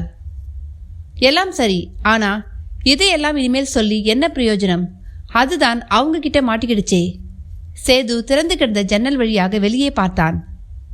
கௌசல்யா வெளியிலிருந்து ராமன் நாயர் அழைத்தார். அவள் அறையிலிருந்து வெளியேறினாள். ராமன் நாயர் தோட்டத்தில் விளைந்த நேந்திரக்காய் குலையுடன் வந்தார். இந்தா, இதை கொண்டு போய் தானிய அறையில வை. பத்தாயத்துல, அதாவது நெல்குட்டி வைக்க பயன்படும் மரத்தாலான பெட்டி. அந்த பத்தாயத்துல வைக்காத, சீக்கிரமா படுத்துடும். வாழைத்தார வராந்தாவில் இருந்த தூளில் சாய்த்து வைத்தார். கௌசல்யா அதை வீட்டுக்குள் எடுத்துக்கொண்டு போனாள். சேது வராந்தாவுக்கு வந்தான். வர வழியில நீங்க வீட்டுக்கு திரும்பி வந்துட்டீங்கன்னு தெரிஞ்சுக்கிட்டேன், ராமன் நாயர் சொன்னார். நான் திருமணிக்கிட்டு இருந்து வரேன். சேது வராந்தாவில் கிடந்த தடுக்கை நிமிர்த்து விட்டு உட்கார்ந்தான். திருமணி எப்படி இருக்கிறார்? நாம் நினைச்சபடி எல்லாம் நடந்துடுமா? என்ன சொல்றார்? ராமன் நாயர் கேட்டார். நாம எதிர்பார்த்ததை விட பிரச்சனை ரொம்ப சிக்கலா இருக்கு. வேற சில தகவல்களும் தெரிஞ்சுது. என்ன சொன்னார்? அந்த வலம்புரி சங்கு யார்கிட்ட இருக்கோ அவங்களுக்கு நல்லது. எந்த காலத்திலேயோ படிச்ச அதிசய விளக்கு கதை மாதிரி தான். அது அவங்க கிட்ட இருக்கிற வரையில் நாம எப்படி போராடினாலும் எந்த பிரயோஜனமும் இல்லை, சேது சொன்னான். அதுக்கு நாம என்ன செய்யணும்? ராமன் நாயர் கேட்டார். சேது மௌனமாக இருந்தான். திருமணி சொன்ன விஷயத்தை எப்படி அவரிடம் சொல்வது? விஷயத்தை சொன்னால் கோபத்தில் தன்னையும் வீட்டை விட்டு வெளியேற்றி விடுவாரோ? அதனால் பேசாமல் இருப்பதுதான் நல்லது. சரி, அதுக்கு இப்ப நாம என்ன செய்யணும்? எதுக்கும் ஒரு மாற்று இருக்கத்தானே செய்யும். சேதுவின் மௌனத்தை பார்த்த ராமன் நாயர் மறுபடியும் கேட்டார். திருமணி என்ன சொல்றார்னா, நமக்கு நம்பிக்கையான யாராவது அந்த வீட்டுக்குள்ள நுழைஞ்சாதான் விஷயம் சரியாகுமாம். அப்படி ஒரு ஆளை எங்க போய் தேடுறது? திருமணியோட உத்தேசம் என்ன? சேது மறுபடியும் திணறினான். அவரிடம் எப்படி சொல்வது? சொல்லுங்க, எப்படியாவது நாம ஒரு வழி கண்டுபிடிக்கலாம், ராமன் நாயர் வற்புறுத்தினார். வெளிப்படையா சொல்றேனே, அந்த வீட்டில் நமக்கு வேண்டிய பொண்ணுங்க யாராவது இருக்கணுமாம். பொண்ணுங்களா இருந்தா சமையல் கட்டு வரைக்கும் போகலாம் இல்லையா? அப்பத்தான் அங்க நடக்கிறத நாம உடனுக்குடனே தெரிஞ்சுக்க முடியும். அது மட்டும் இல்லாம நமக்காக அங்க சில வேலைகளையும் செய்ய முடியும். அப்படி யார் நமக்கு கிடைப்பாங்க? என்னதான் வந்தாலும் அவங்க பக்கமா சாஞ்சிராத ஆளாவும் இருக்கணும், ராமன் நாயர் அபிப்பிராயப்பட்டார். தனது நோக்கத்தையொட்டியே ராமன் நாயரின் பேச்சு அமைந்திருக்கிறது. இருந்தாலும் வெளிப்படையாக, அதுவும் நேரடியாக எப்படி கேட்பது? சேது யோசித்தான். அந்த இல்லத்துல வேற யாராவது இருந்தாலும் கூட நாம நமக்காக அவங்கள வளைச்சிருக்கலாம், சேது சொன்னான். ராமன் நாயர் யோசித்தார். இதற்கு என்ன வழி? அத்துடன் அவர் மற்றொன்றையும் யோசித்தார். வலம்புரி சங்கை பற்றி ராமன் நாயருக்கும் நன்றாக தெரியும். அற்புதகரமான அந்த சங்குக்கு அசாதாரணமான சக்திகள் இருப்பதாகவும் அவர் கேள்விப்பட்டிருந்தார். அந்த சங்கை ஒரு வெண்கல உருளியில், அதாவது வானொலி போன்று பெரிய உருவம் கொண்ட பாத்திரம், அவற்றில் வைத்தால் உருளி தனித்தங்கமாக மாறிவிடும். அதே மாதிரி ஒரு எதிரி தாக்க வந்தால் அந்த சங்கை எதிரியின் கண்முன் காட்டினாலேயே போதும், அதிலிருந்து புறப்படும் கண்ணுக்கு தெரியாத சக்தியால் எதிராளி எரிந்து சாம்பலாகி விடுவான். அது மட்டுமா, அந்த சங்கு எந்த வீட்டில் இருந்தாலும் அங்கே ஐஸ்வர்யங்கள் பெருகும், தேவதைகள் காவல் நிற்கும், எந்த விதமான நோய் நொடியும் அண்டாது, எல்லாவற்றுக்கும் மேலாக முதுமையை அண்டவிடாமல் செய்யும்.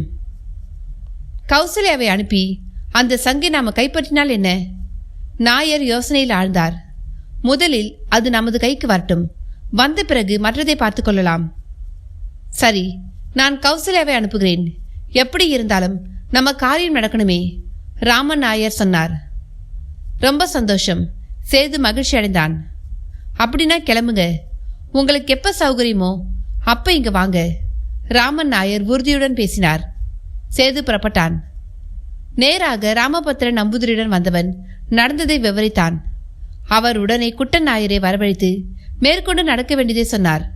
குட்டன் நாயரும் மிகவும் மகிழ்ச்சி அடைந்தார். பணம் கிடைக்கும் விஷயமாயிற்றே, நான் போய் சொல்கிறேன். அங்கிருந்து எழுந்தவர் வெகு வேகமாக நடக்கத் தொடங்கினார். குட்டன் நாயர் கண்ணிலிருந்து மறைந்ததும் ராமபத்திரன் திருமேனி சொன்னார், கேட்டீங்களா சேது? கௌசல்யாவை அந்த வீட்டுக்கு அனுப்பும் விஷயத்தில் பயப்படவே வேண்டாம். சேது அதற்கு பதில் சொல்லவில்லை. அந்த இல்லத்துக்கு அவளை அனுப்ப வேண்டியிருக்கிறதே, அங்கு உள்ள இளைஞனான நாராயணன் பட்டதிரியும் ருத்ர பிரயோகங்களில் தேர்ந்தவனான ருத்ரன் நம்பூதிரியும் பெண் விஷயத்தில் மோசமானவர்களாயிற்றே, அவர்கள் கௌசல்யாவிடம் ஏதாவது வம்பு செய்தால்? சேது, நீங்க அந்த பொண்ணை பத்தி தான் யோசிக்கிறீங்க இல்லையா? ஆமாம், எனக்கு புரிஞ்சிடுச்சு. நான் உறுதியளிக்கிறேன், அவளுக்கு எந்த விதமான தொந்தரவும் ஏற்படாது. ராமபத்திரன் திருமேனியும் மாந்திரிக விஷயத்தில் தேர்ந்தவர் என்பது சேதுவுக்கு தெரியும். கௌசல்யாவுக்கு ஏதாவது ஆபத்து ஏற்படும்படியான விஷயத்தை அவர் செய்ய மாட்டார் என்பதும் சேதுவுக்கு உறுதியாக தெரிந்தது. மறுநாள் காலையில் சேது கௌசல்யாவை அழைத்துக்கொண்டு ராமபத்திரன் திருமேனியின் இல்லத்தை அடைந்தான். ஓ, கௌசல்யா வந்தாச்சா? குட்டன் நாயர் இன்னும் வந்து சேரவில்லையே. கேட்டுக்குமா கௌசல்யா, அவங்க உங்ககிட்ட தப்பா ஏதாவது நடக்கிற மாதிரி தெரிஞ்சா அந்த நிமிஷமே நீ அங்கிருந்து ஓடி வந்துடணும். உன்னை பார்த்தா அந்த மாதிரி எல்லாம் அவங்களுக்கு தோணாம இருக்கிறதுக்கு நான் ஒரு தாயத்து தரேன். இந்தாமா. கருப்பு கயிற்றில் கோத்த ஒரு வெள்ளி தாயத்தை அவர் கௌசல்யாவின் கையில் போட்டார். இதை இடுப்புல கட்டிக்கமா. இது உன்கிட்ட இருக்கிற வரையில் யாரும் எதுவும் செய்ய முடியாது. அதனால் ரொம்பவும் ஜாக்கிரதையா பார்த்துக்கணும். குளிக்கும் போது கூட உடம்புலயே இருக்கணும். போய் முதல்ல கட்டிட்டு வாமா. கௌசல்யா அதை எடுத்துக்கொண்டு கிணற்றை சுற்றி கொண்டு இல்லத்தின் வடக்கு பகுதிக்கு போனாள். அப்பொழுது தான் குட்டன் நாயர் வந்து சேர்ந்தார். அவர் மிகவும் சந்தோஷமாக இருப்பது தெரிந்தது. என்ன குட்டன் நாயரே, ரொம்ப உற்சாகமாக இருக்கீங்க போல இருக்கே? திருமேனி கேட்டார். வேலைக்கு வர்றது சின்ன பொண்ணுன்னு தெரிஞ்சதும் அவங்க சன்மானமா எனக்கு 50 ரூபாய் கொடுத்தாங்க. குட்டன் நாயர் சொன்னார். பொண்ணு யார்? வீடு எங்கேன்னு ஏதாவது கேட்டாங்களா?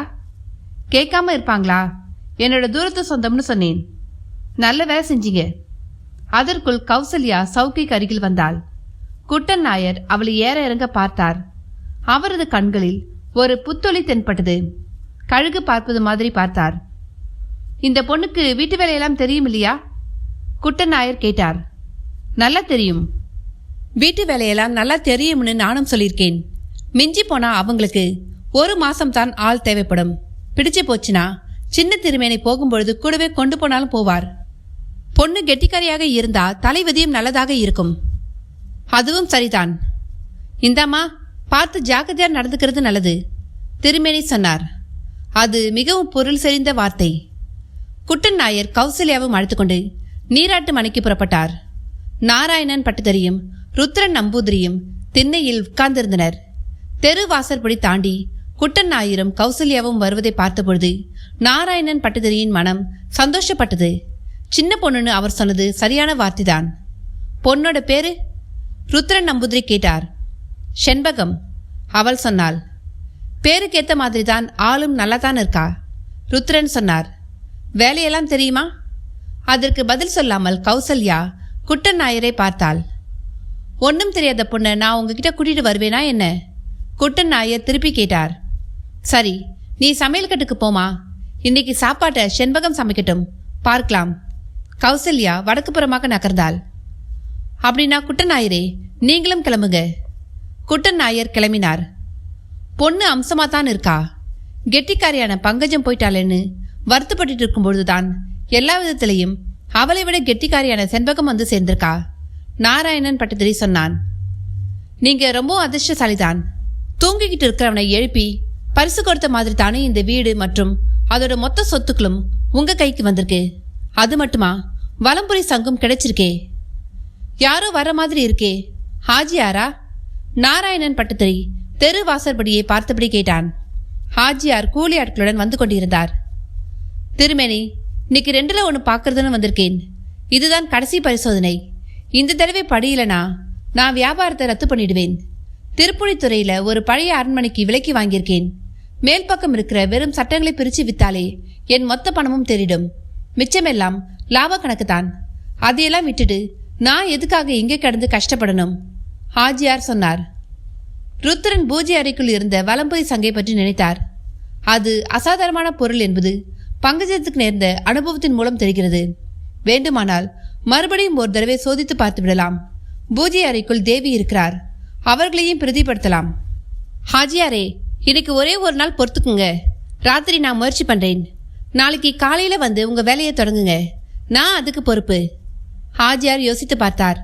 ருத்ரன் நம்பூதிரி கெட்டிக்காரர், அதனால தானே அவரை கூட்டிக்கிட்டு வந்ததே. சரி, ஒப்புகிறேன். மேற்கொண்டு என்கிட்ட எந்த விதமான சமாதானமும் சொல்லக்கூடாது. நான் அளவுக்கு மீறி கஷ்டப்பட்டுட்டேன். எனக்கு எல்லாம் புரியுது, திருமேனி சொன்னார். ருத்ரனிடம் மறுபடி பேசி உத்தரவாதத்தை உறுதிப்படுத்திக் கொண்டு ஹாஜியாரும் கூலிக்காரர்களும் அங்கிருந்து கிளம்பினர். இன்னைக்கு ராத்திரி நாம காளி பூஜை நடத்தினோம். பூஜை அறைக்குள்ள இருக்கிற வலம்புரி சங்குல தேவி குடியிருக்காங்கன்னு தோணுது. அதையே சோதிச்சு பார்த்தலாம். நிஜமாவா சொல்றீங்க? அது எப்படி புரிஞ்சுது? நாராயணன் பட்டதிரி கேட்டான். நேத்து ராத்திரி தான் இந்த விஷயமே எனக்கு புரிஞ்சுது. நேத்து நடுராத்திரிக்கு மேல் ஒரு சின்ன சத்தத்தை கேட்டு நான் திடும்னு கண் விழித்தேன். பூஜை அறை வாசல்ல இருந்த பித்தளை சங்கிலி குலுங்கும் சத்தம் கேட்டது. படுத்த இடத்திலிருந்து அதையும் பார்த்தேன். அப்போ தேவி தன்னோட சொந்த உருவத்துல வெளியே போனாங்க. நான் என்னோட 2 கண்ணாலையும் பார்த்தேன். வேற யார் பார்த்தாலும் பயந்திருப்பாங்க. அதற்கு பிறகும் நான் தூங்காம அப்படியே படுத்திருந்தேன். கொஞ்ச நேரத்திற்கு பிறகு திரும்பி வந்தாங்க. சொல்றதெல்லாம் நிஜமா? நாராயணன் பட்டதிரி கேட்டான். ஆமாம், உண்மைதான். இன்னைக்கு அதுக்கு வேண்டிய எல்லாத்தையும் சரி பண்ணணும். அன்றிரவு நடைபெறும் காளி பூஜைக்கான ஏற்பாடுகள் விரைவாக நடந்தன. ருத்ரன் நம்பூதிரி களம் மறைந்தார். நள்ளிரவு நேரத்தில் பூஜை தொடங்கியது. பூஜை அறை வாசலுக்கு முன்பாக நிர்மிக்கப்பட்டிருந்த ஹோம குண்டத்தில் சமையல்களை போட்டு எரித்துக்கொண்டு ருத்ரன் தியானத்தை ஆரம்பித்தார். காளி தேவதா என்ற மந்திரத்தை சொல்லிய பிறகு தியானத்தை தொடர்ந்தார். அதன் பிறகு வேறு ஒரு மந்திரத்தை 100 தடவை உச்சரித்தார்.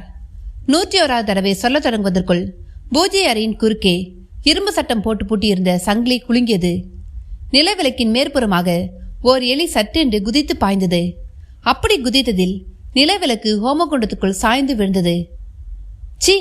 திருமேனி துள்ளி எழுந்தார். ஆனால் கண்ணுக்கு எதுவும் புலப்படவில்லை. எல்லாமே குழப்பமாகிவிட்டது. இப்பொழுது மறுபடியும் எல்லாவற்றையும் ஆரம்பத்திலிருந்து தொடங்க வேண்டும். ருத்ரன் நம்பூதிரி ஏமாற்றத்துடன் பேசினார். எலியின் வேடத்தில் அங்கு வந்து துள்ளி குதித்த சித்ராங்கி அந்த இல்லத்தின் தெரு வாசற்படி கடந்து சொந்த உருவத்துக்கு திரும்பினாள். பட்டதிரி, போய் படுத்துக்குங்க. இதுக்கு என்ன காரணம்னு தெரிஞ்சுட்டு தான் எனக்கு மறுவேலை. ருத்ரன் வராந்தாவில் அப்படியே மட்டமல்லாக படுத்துக்கொண்டார். பட்டதிரி படுக்கையில் வந்து படுத்த பின்னும் உறக்கம் வராமல் புரண்டான். அதற்குள் புதிதாக வந்த வேலைக்காரியின் ஞாபகம் வந்தது.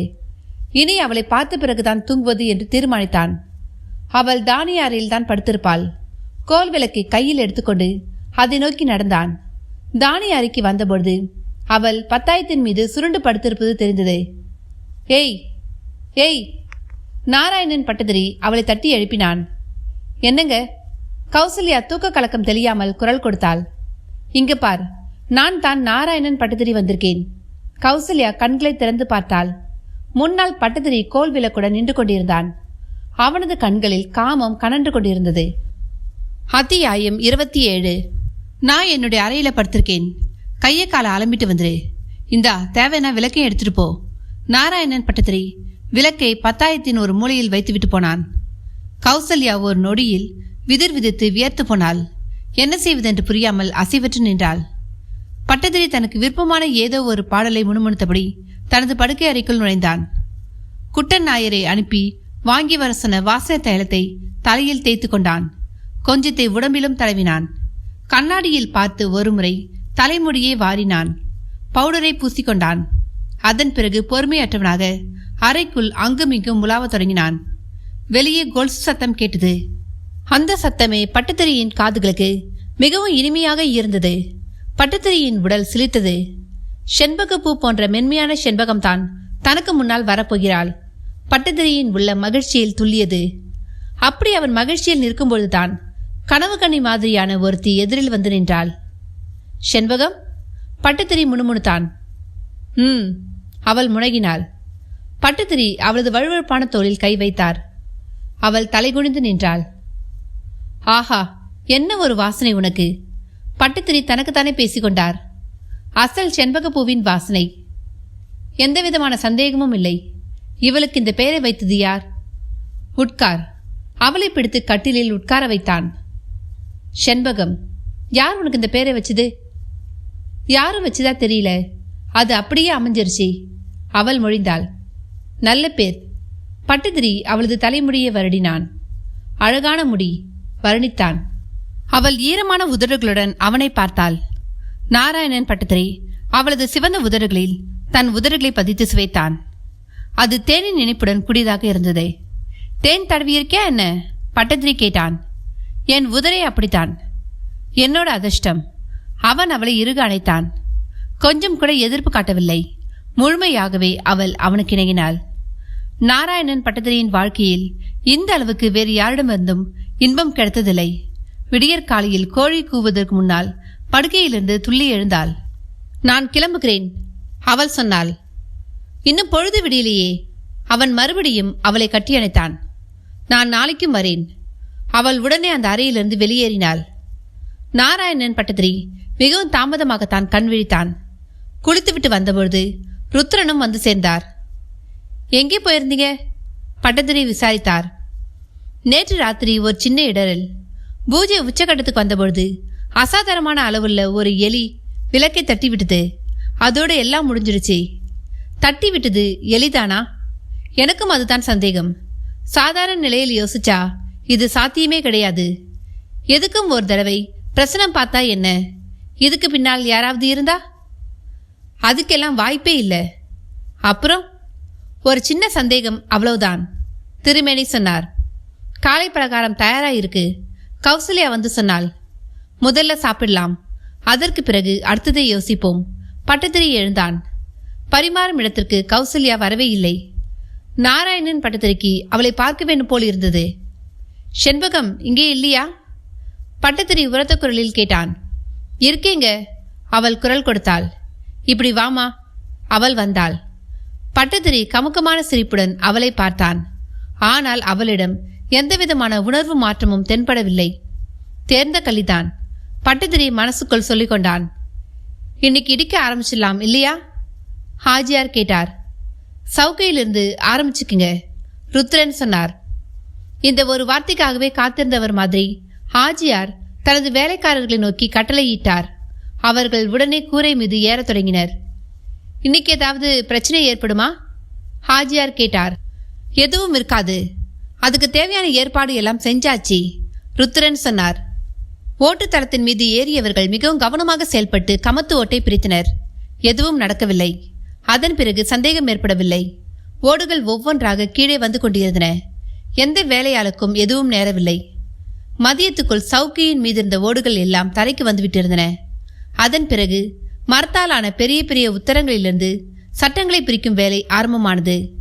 எத்தனையோ நூற்றாண்டுகளுக்கு முன்னால் செய்யப்பட்டவை ஒன்றுடன் ஒன்று ஒட்டிக்கொடவை போல் இணைந்து விட்டிருந்தன. அந்த வேலை அவ்வளோ சுலபமானதாக இல்லை. பிரிக்க வரலனா அறுத்து எடுத்துட வேண்டியதுதான், ஹாஜியார் சொன்னார். அதற்கான முயற்சிகள் தொடங்கின. இதை பார்த்ததும் எப்படியாவது சேதியை சேதுவின் காதில் போட வேண்டும் என்று விரும்பினாள் கௌசல்யா. அந்த நேரம் அங்கிருந்து வெளியே போக என்ன வழி என்று யோசித்தாள். ஒரு யோசனை தட்டுப்பட்டது. சமையல் அறையில் காலியாக இருந்த தேங்காய் எண்ணெய் பாட்டிலை எடுத்துக்கொண்டு வெளியே வந்தாள். என்ன செண்பகம்? பட்டதிரி கேட்டான். எண்ணெய் சுத்தமா தீர்ந்து போச்சு. கொஞ்சம் வாங்கிட்டு வந்துடுறேன். குட்டன் நாயர் வந்த பிறகு வாங்கினா போறாதா? அவர் இன்னைக்கு வரமாட்டார். நானே கடைக்கு போய் வாங்கிட்டு அப்படியே எங்க வீட்டுக்கும் ஒரு நடை போயிட்டு வந்துடுறேன். சரி, சீக்கிரமா வந்துடு என்ற பட்டதிரி தனது மடியிலிருந்து 10 ரூபாய் நோட்டு ஒன்றை எடுத்து நீட்டினான். கௌசல்யா தெருவாசற்படி தாண்டினாள். நேராக தனது வீட்டுக்கு போனாள். வராந்தா தூணில் சாய்ந்தபடி சேது ஏதோ தீவிர யோசனையில் ஆழ்ந்திருந்தான். அவங்க சவுக்கியோட ஓடுகளை பிரிச்சுட்டாங்க. இப்ப சட்டங்களை அறுத்தெடுக்க போறாங்க. வந்தவுடன் கௌசல்யா சொன்னாள். நிஜமாவா? சேது துள்ளி எழுந்தான். உடனேயே ராமபத்ரன் திருமேனியிடம் போக வேண்டும் என்று நினைத்தான். கௌசல்யா, நீயும் வா, சேது அழைத்தான். இருவரும் திருமேனியின் வீட்டை நோக்கி நடந்தார்கள். அவர் பூஜை அறைக்குள் இருந்தார். நீங்க வருவீங்கன்னு நினைச்சேன். திருமேனி ஒரு சின்ன புன்னகையுடன் பேசினார். கௌசி இப்போதான் நீராட்டு மனையிலிருந்து வந்தாள். மணியை பிரிக்க ஆரம்பிச்சிட்டாங்கன்னு சொல்றா. சேது மிகவும் தாழ்ந்த குரலில் பேசினான். பிரிக்கட்டும். அந்த பொருட்கள் எதுவும் அந்த இடத்தை விட்டு பெயராது. எதையும் அங்கிருந்து எடுத்துட்டு போக முடியாது. திருமேனி எந்தவித உணர்வு மாற்றமும் இல்லாமல் இயல்பான குரலில் சொன்னார். திருமேனி எந்தவிதமான பதற்றமும் அடையாதே பார்த்து சேதுவுக்கு வருத்தமாக இருந்தது. நேற்று ராத்திரி அவனுக்கு ஏதாவது தொல்லை கொடுத்தாங்களா? திருமேனி கௌசல்யாவை பார்த்தபடி கேட்டார். அவள் தலையை குனிந்தபடி பேசினாள். நான் தானிய அறையில் 10,000க்கு மேல படுத்திருந்தேன். அவர் வந்து கூப்பிட்டார். எனக்கு ஒரே பயமாக இருந்தது. அறைக்கு வந்துடுன்னு சொல்லிட்டு விளக்கை என்கிட்ட கொடுத்துட்டு போனார். அதற்கு பிறகு நடந்தது எதுவும் எனக்கு ஞாபகம் இல்லை. பொழுது விடிஞ்ச பொழுதும் நான் 10,000க்கு மேலேதான் படுத்திருந்தேன். சேது கௌசல்யாவின் கண்களையே உற்று பார்த்தான். அவற்றில் எந்தவிதமான மாற்றமும் தென்படவில்லை. இன்னைக்கு ராத்திரி கௌசல்யா ஒரு வேலை செய்யணும். ராக்கோழி கூவும் பொழுது எழுந்திருக்கணும். வராந்தாவுக்கு வந்து பாருமா. அந்த நேரத்தில் அங்க யாரும் இருக்க மாட்டாங்க. ஒருவேளை யாராவது இருந்தாலும் பாதகம் ஒன்றும் இல்லை. ராமபத்ரன் திருமேனி மடியில் தயாராக வைத்திருந்த ஒரு காகித பொட்டலத்தை எடுத்து கௌசல்யாவின் கையில் கொடுத்துவிட்டு சொன்னார். இதுக்குள்ள விபூதி இருக்கு. இதை வேற யார்கிட்டையும் கொடுத்துட முடியாது. அதனால தான் நேரடியாகவே உன்கிட்ட கொடுக்க காத்திருந்தேன். வராந்தாவில் அப்படி யாராவது இருந்துட்டா இதுல கொஞ்சத்தை எடுத்து மேற்பெருமா ஊதி விட்டு போய் படுத்துக்க. திருமேனி சொல்லி முடித்த பிறகு ஒரு செப்பு தகடை வெட்டி எடுத்து கௌசல்யாவிடம் காட்டிய பிறகு அதை ஒரு பட்டு துணியில் முடிந்தார். இதை யாருக்கும் தெரியாம பூஜை அறை வாசல்ல இருக்கிற நிலவிளக்கு கடியில வச்சிடணும். பகல் நேரத்துல செஞ்சாலும் போதும். ராத்திரில விபூதியை தூவின பிறகு கொஞ்ச நேரம் கழிச்சு வந்தா வராந்தாவில் இருந்தவர் தூங்கி இருப்பார். தூங்கி இருந்தா பூஜை அறையோட சாவி துவாரத்துல நான் தர மெழுக பதிச்சு அதோட அச்சை எடுக்கணும். நாளைக்கு அதை எடுத்துட்டு இங்க வந்து சேருமா என்று சொல்லி 2 மெழுகு துண்டுகளையும் கொடுத்தார். கடையிலிருந்து தேங்காய் எண்ணெயை வாங்கி கொண்டு நீராட்டு மனைக்கு வந்தாள் கௌசல்யா. அவள் வரும்பொழுது அந்த வீட்டின் தென்பாகத்தை உடைத்துக் கொண்டிருந்தனர். அன்று இரவு வழக்கம் போல் சாப்பாட்டை முடித்துவிட்டு கௌசல்யா 10,000த்தின் மேற்புறம் படுத்துக்கொண்டாள். நல்ல தூக்கத்தில் ஆழ்ந்தபொழுது யாரோ தட்டி எழுப்புவது போல் தோன்றியது. கண்ணை திறந்தாள். எதிரே நாராயணன் பட்டதிரி நின்று கொண்டிருந்தான், கையில் விளக்குடன். செண்பகம், உன்னை தனியா விட்டுட்டு அங்கே என்னால படுக்க முடியல. சீக்கிரம் வா. நான் இங்கேயே காத்திருக்கேன். நீ கை காலை கழுவி விட்டு திரும்பி வா. வேணும்னா இந்த விளக்கை எடுத்துட்டு போ. பட்டதிரியின் பிடியிலிருந்து எப்படியாவது தப்பித்தால் போதும் என்று அந்த விளக்கை எடுத்துக்கொண்டு கௌசல்யா கொல்லை பக்கம் வந்தாள். நாராயணன் பட்டதிரி அங்கேயே நின்று கொண்டிருந்தான். கோல் விளக்குடன் நடந்த கௌசல்யா கதவை தாண்டி தென்புறமாக வந்தாள். மனையின் மேற்கு பகுதியில் வில்வ மரம் ஒன்று நின்று கொண்டிருந்தது. அந்த வீட்டின் வயது இருக்கும் அந்த மரத்துக்கும் அந்த மரத்தின் அடிப்பகுதியில் சுற்றிலும் திண்ணை கட்டியிருந்தனர். அந்த இடத்துக்கு வந்தபொழுது அங்கு யாரோ நின்று கொண்டிருப்பது தெரிந்தது. அது ஒரு பெண் உருவம். அந்த விளக்கை இப்படி கொடுமா. நின்றிருந்தவள் கையை நீட்டினாள். கௌசல்யா விளக்கை அவளிடம் கொடுத்தாள். அதை வாங்கிய பெண் விளக்குடன் நேராக தானியாரியை நோக்கி நடந்தாள். அத்தியாயம் 28. இவ்வளோ சீக்கிரமா வந்துட்ட? விளக்குடன் தானியாரிக்கு வந்த இளம்பெண்ணை பார்த்து நாராயணன் பட்டதிரி கேட்டான். அவள் வெட்கத்துடன் அவனை பார்த்து சிரித்தாள். முனகினாள். செண்பகம், உண்மையிலேயே நீ ரொம்ப அழகானவதான். இங்கே இருந்து கிளம்பும்பொழுது நீயும் என் கூட வந்துடு. உனக்கு தனியா ஒரு வீட்டையே கட்டித்தரேன். அவளை மகிழ்ச்சிப்படுத்துவதற்காக பட்டதிரி சொன்னார். அதற்கும் அவள் சம்மதம் என்பது போல் முனகினாள். பட்டதிரி அவளது தோளில் தனது 2 கைகளையும் பதித்தபடி படுக்கை அறைக்கு அழைத்து கொண்டு போனான். அதற்கும் அவள் சம்மதம் என்பது போல் முனகினாள். பட்டுத்திரி அவளது தோளில் தனது இரு கைகளையும் பதித்தபடி படுக்கை அறைக்கு அழைத்து கொண்டு போனான். படுக்கையில் அவளுடன் படுத்திருக்கும் பொழுது பட்டுத்திரி கேட்டான், ஆமாம், உனக்கு எங்கேருந்து இந்த பாலைப்பூவோட வாசனை கிடைக்குது? இந்த வாசனை ரொம்ப நாளா என் உடம்புலயே இருக்கிறதான். ஓஹோ, அப்படின்னா கந்தர்வ வர்க்கம்னு சொல்லு. அவளை இருக்க அணைத்தபடி பிதற்றினான். அவளும் அவனை இருக்கினாள். அதற்குள் தட்டு தடுமாறியபடி கௌசல்யா தானிய அறைக்கு வந்து விட்டிருந்தாள். தன்னிடம் இருந்த விளக்கை வாங்கி கொண்டு போன பெண் யாராக இருக்கும் என்று யோசித்தாள். விடை எதுவும் கிடைக்கவில்லை. சற்று நேரத்தில் ராக்கோழி கூவியது. ராமபத்ரன் திருமேனி சொல்லியிருந்த விஷயம் சட்டென்று அவளுக்கு ஞாபகம் வந்தது. பூஜை அறை வாசலில் போடப்பட்டுள்ள இரும்பு சட்டப்பூட்டு மற்றும் கதவு பூட்டின் அச்சை மெழுகில் பிரதி எடுக்க வேண்டும். தலையணையின் கீழ் வைத்திருந்த மெழுகு பொதியை எடுத்துக்கொண்டு மரத்தால் ஆன சுவரை பிடித்தபடி உட்புறமாக நடக்கத் தொடங்கினாள். வீட்டின் நடுமுற்ற பகுதியில் விழுந்த நிலவொளியின் உதவியால் பூஜை அறையை கண்டுபிடிப்பது சுலபமாக இருந்தது. பகலில் எண்ணெய் போட்டு வைத்திருந்ததால் அறை கதவுகளை திறக்கும் பொழுது சத்தம் எதுவும் கேட்கவில்லை. பூஜை அறை பக்கம் இருந்த கதவை லேசாக திறந்தாள். பூஜை அறையின் பூட்டிய கதவுக்கு வெளியே களம் மறைந்து ருத்ரன் தியானத்தில் அமர்ந்திருந்தார். ராமபத்ரன் திருமேனி சொல்லித் தந்தபடி அவள் மடியிலிருந்து விபூதியை எடுத்து மேற்புறமாக ஊதிவிட்டாள். அந்த விபூதி படலம் எரிந்து கொண்டிருந்த தீபங்களை கருத்து போர்வையால் மறைப்பது மாதிரி விரைந்து ருத்ரனையும் கடந்து போனது. கௌசியின் கண் முன்பாகவே ருத்ரன் மட்டமல்லாக்க பின்புறமாக சரிந்தார். அதற்காக காத்திருந்தவள் சட்டென்று வராந்தாவுக்கு வந்தாள். இதய துடிப்பின் வேகம் அதிகரித்தது. அவளது இதய துடிப்பு அவளுக்கே தெளிவாக கேட்டது. விபூதியை துவியதால் விளக்கு திரிகள் எல்லாம் கூட அணைந்துவிட்டன. முற்றத்தின் அரண்ட வெளிச்சத்தில் துளசி மாடம் தெளிவாக தெரிந்தது. அதை எடுத்த பகுதிகள் இருட்டாக இருந்தன. குட்டி குட்டி வவ்வால்கள் குறுக்கும் நெடுக்குமாக பறந்து கொண்டிருந்தன. போதா குறைக்கி சுவர் கோழிகளின் சத்தமும் அந்த பிராந்தியத்தையே பயங்கரமானதாக அடுத்துவிட்டு இருந்தது. அதே நேரம் வில்வ மரத்தின் அடியில் தன்னிடமிருந்து விலக்கி வாங்கி போனது யாராக இருக்கும் என்ற கேள்வியும் சேர்ந்து கொண்டது. எல்லாவற்றுக்கும் மேலாக ராமபத்ர நம்பூதிரியின் துணை தனக்கு உண்டு என்ற தைரியத்துடன் பூஜை அறை வாசலை நோக்கி நடந்தாள். நிலவிளக்கின் கீழ்ப்புறம் அவள் வைத்திருந்த வட்ட வடிவமான செப்பு தகடு அவளது கண்களுக்கு தெரியாத ஒரு பிசாசு சக்தியாக நின்று கொண்டிருந்தது. ருத்ரன் மயக்கமடைந்து விழுந்தவுடன் அவரால் காவல் வைக்கப்பட்டிருந்த பூதகணங்கள் அந்த பிசாசு உருவத்துக்கு பயந்து இடம்பெயர்ந்திருந்தன. கௌசல்யா தன் கையில் இருந்த மெழுகை கோல் தாழின் துவாரத்துக்குள் செலுத்தி அழுத்திய பொழுது அது டிக் என்ற சத்தத்துடன் திறந்து கொண்டது. அதை பிடித்திருந்த சங்கிலியும் தாழிலிருந்து விலகியது. பயப்படாதே, இன்னொரு பூட்டிலும் அதே மாதிரி செய்.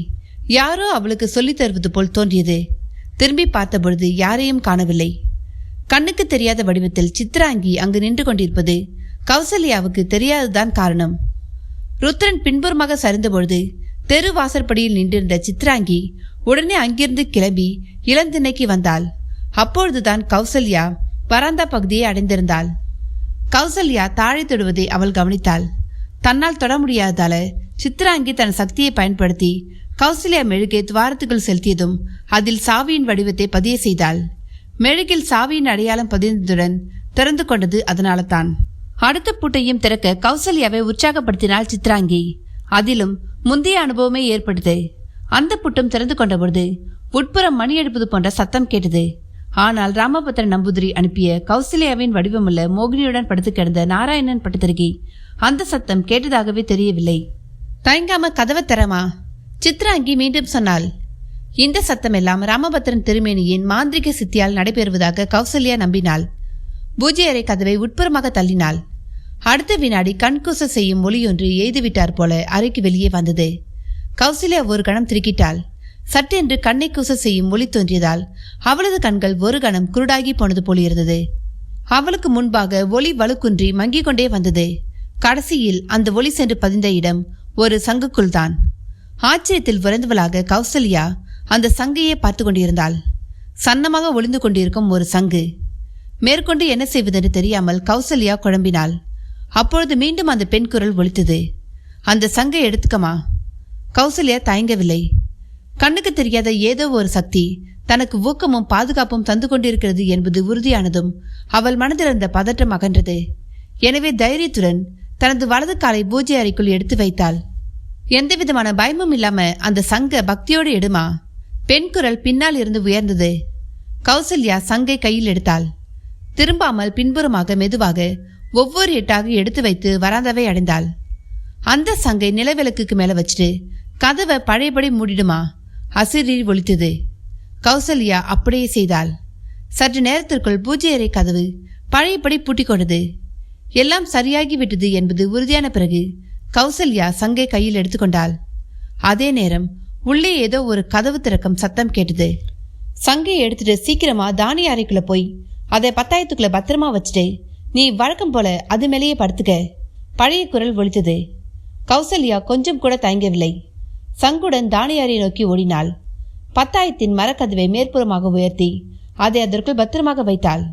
அப்பொழுதும் அந்த சங்கு ஒளிந்து கொண்டிருந்தது. நாராயணன் பட்டதிரி தான் கதவை திறந்து கொண்டு வெளியே வந்தான். வராந்தாவுக்கு வந்தவன் ருத்ரன் நம்பூதிரி மட்டமல்லாக விழுந்து கிடப்பதை கவனித்தான்.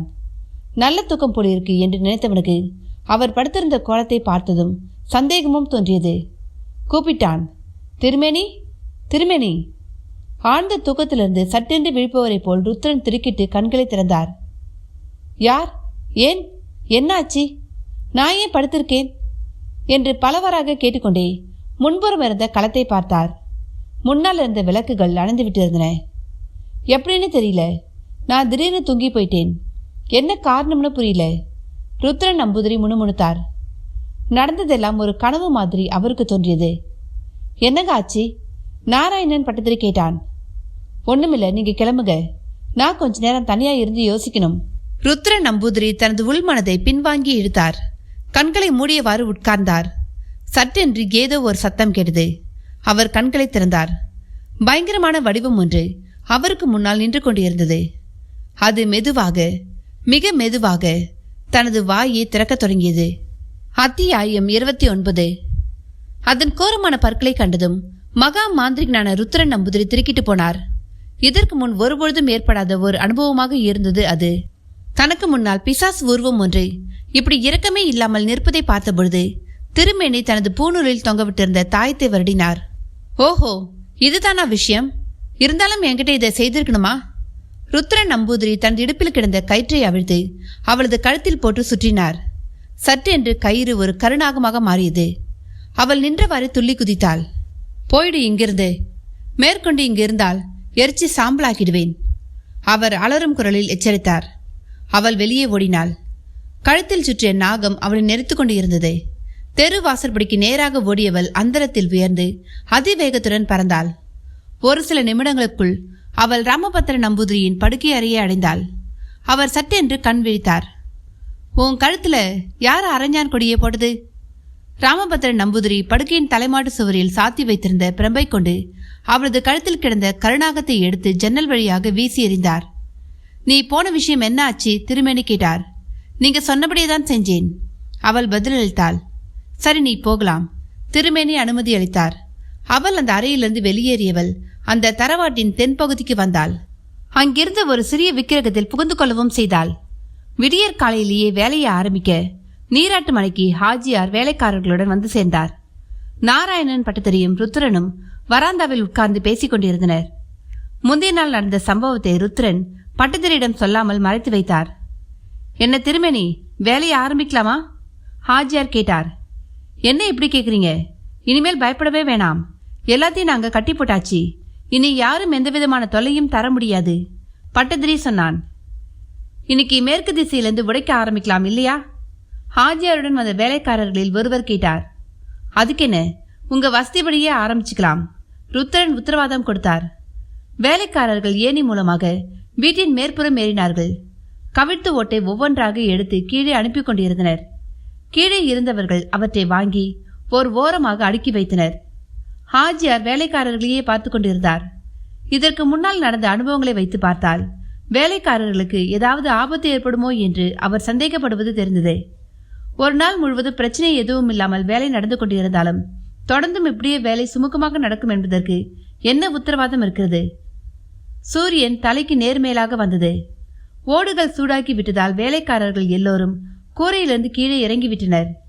இனி சாப்பாட்டுக்கு பிறகு வேலையை ஆரம்பிக்கலாம், வேலைக்காரர்கள் சொன்னார்கள். ஹாஜியார் அவர்களிடம் மதிய உணவுக்கான பணத்தை கொடுத்த பிறகு அவர் எடுத்து வைத்திருந்த சாப்பாட்டு பொட்டலத்தை எடுத்துக்கொண்டு வராந்தாவின் அருகில் உட்கார்ந்தார்.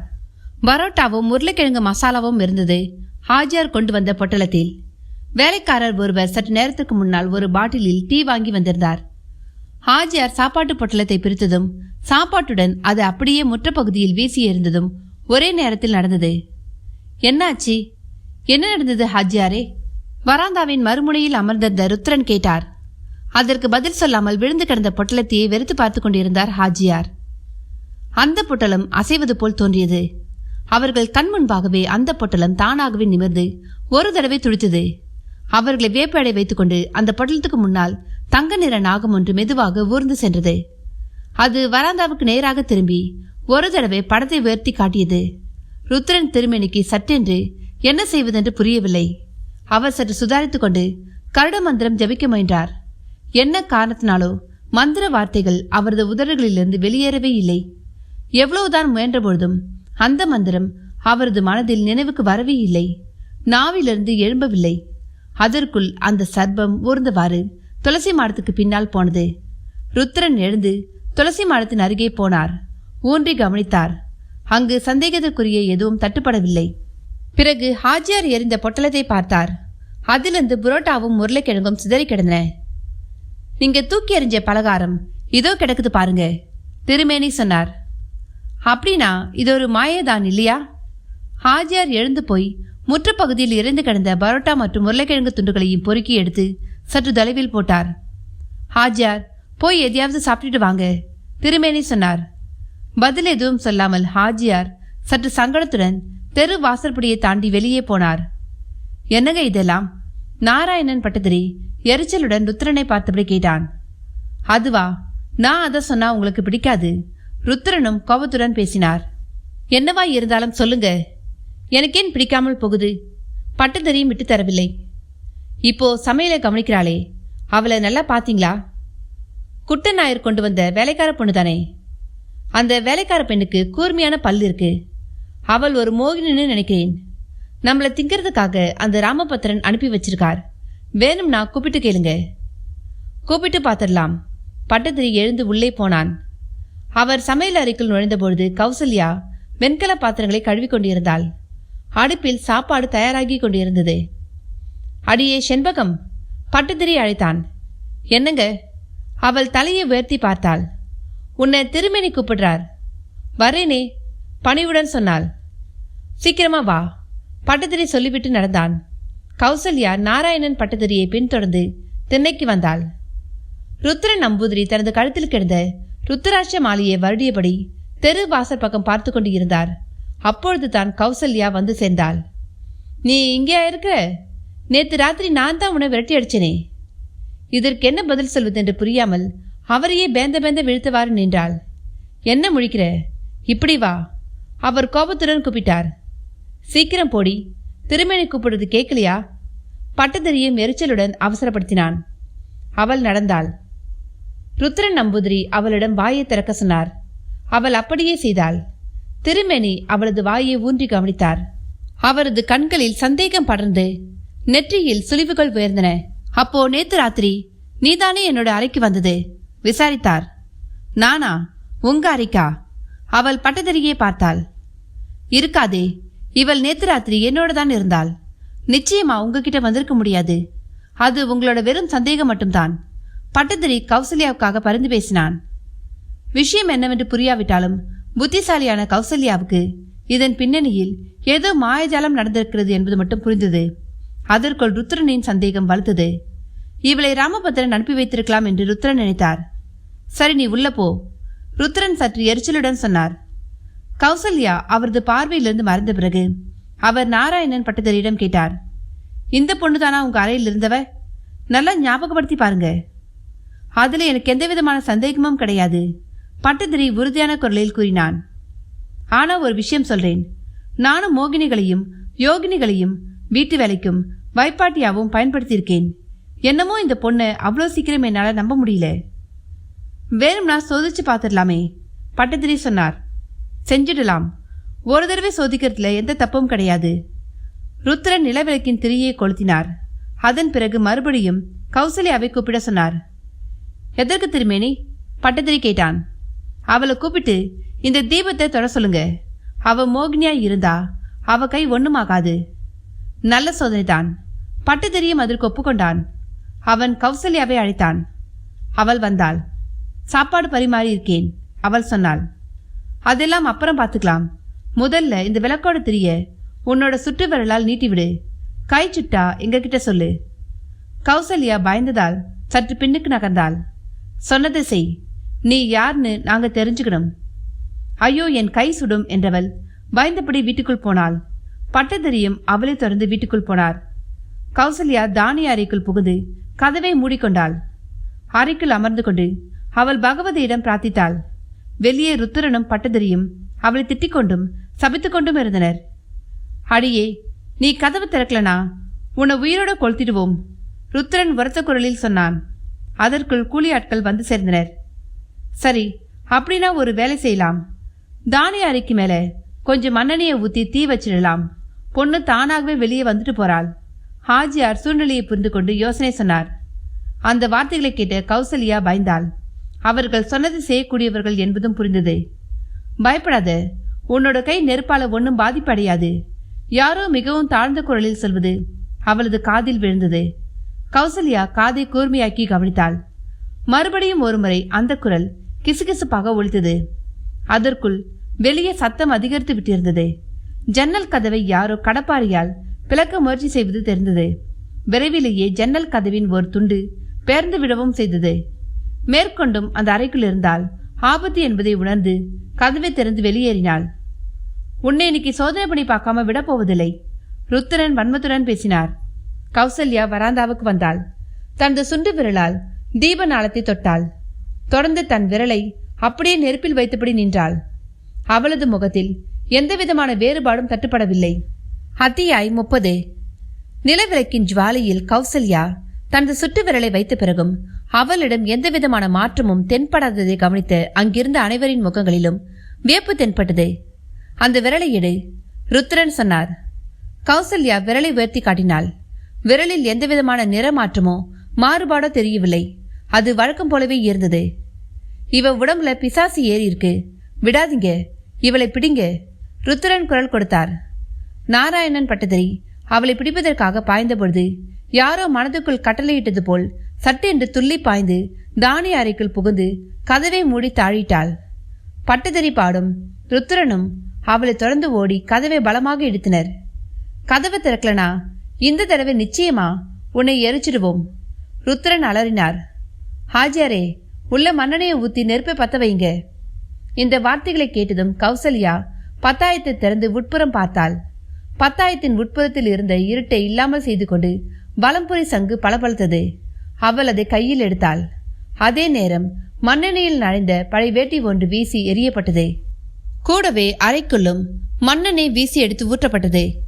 ஹாஜியாரின் ஆட்களின் பக்கம் திரும்பி ருத்திரன் சொன்னார், தீக்குச்சிகளை உரசி அந்த அறையில போடுங்க. அறைக்குள் ஏதோ பிசாச சக்தியுள்ள பெண் புகுந்து கொண்டிருக்கிறாள் என்றுதான் அங்கிருந்த மற்றவர்கள் நினைத்தனர். எனவே ருத்திரனது கட்டளைக்காக காத்து இருந்தவர்களைப் போல மண்ணெண்ணெய் நனைத்த துணி துண்டுகளில் நெருப்பை கொளுத்தி தானிய அறைக்குள் போட்டனர். ஜன்னல் வழியாக நெருப்பு பந்தங்களைப் போல் துணி உருண்டைகள் தானிய அறைக்குள் வந்து விழுந்தன. அறை பற்றி கொண்டு எரிய தொடங்கியது. அக்னி ஜுவாலைகள் ஜன்னல் வழியாக வளைந்தும் நெளிந்தும் மேற்புறம் எட்டி பார்த்தன. ஓட்டின் இடைவெளிகள் வழியாக புகை சுருள்கள் மேற்புறமாக உயர்ந்தன. சற்று நேரத்திற்குள் நெருப்பின் வெப்பத்தால் சூடேறிய ஓடுகள் வெடித்து தெறிக்க தொடங்கின. அதே சமயம் ராமபத்ரன் திருமேனி தனது பரதேவதையை தியானித்துக் கொண்டிருந்தார். அப்பொழுது அவரது மருமகள் பூஜ்யரின் வாசல் அருகே வந்து உள்ளே எட்டி பார்த்தாள். அவர் அருகே எப்பொழுது வேண்டுமானாலும் செல்லும் உரிமை அவளுக்கு இருந்தது. காரணம், ஹோம காரியங்களில் அவருக்கு பெரும்பாலும் உதவுவது அவள்தான். தாய்மாமா தியானத்தில் ஆழ்ந்திருக்கிறார் என்பது புரிந்ததும் அவள் மெதுவாக அறையின் கதவை உட்புறமாக தள்ளினாள். கதவு திறந்ததால் கீழ் உராய்ந்து சத்தத்தை எழுப்பினாலும் திருமேனி அதை கேட்டதாக தெரியவில்லை. அவர் திரும்பி பார்க்காததால அவள் அறைக்குள் நுழைந்தாள். திருமென்று ஒரு சத்தத்தை கேட்டு திருமேனி கண்களை திறந்தார். தாயத்து ஒன்று முன்னால் வந்து விழுந்திருக்கிறது.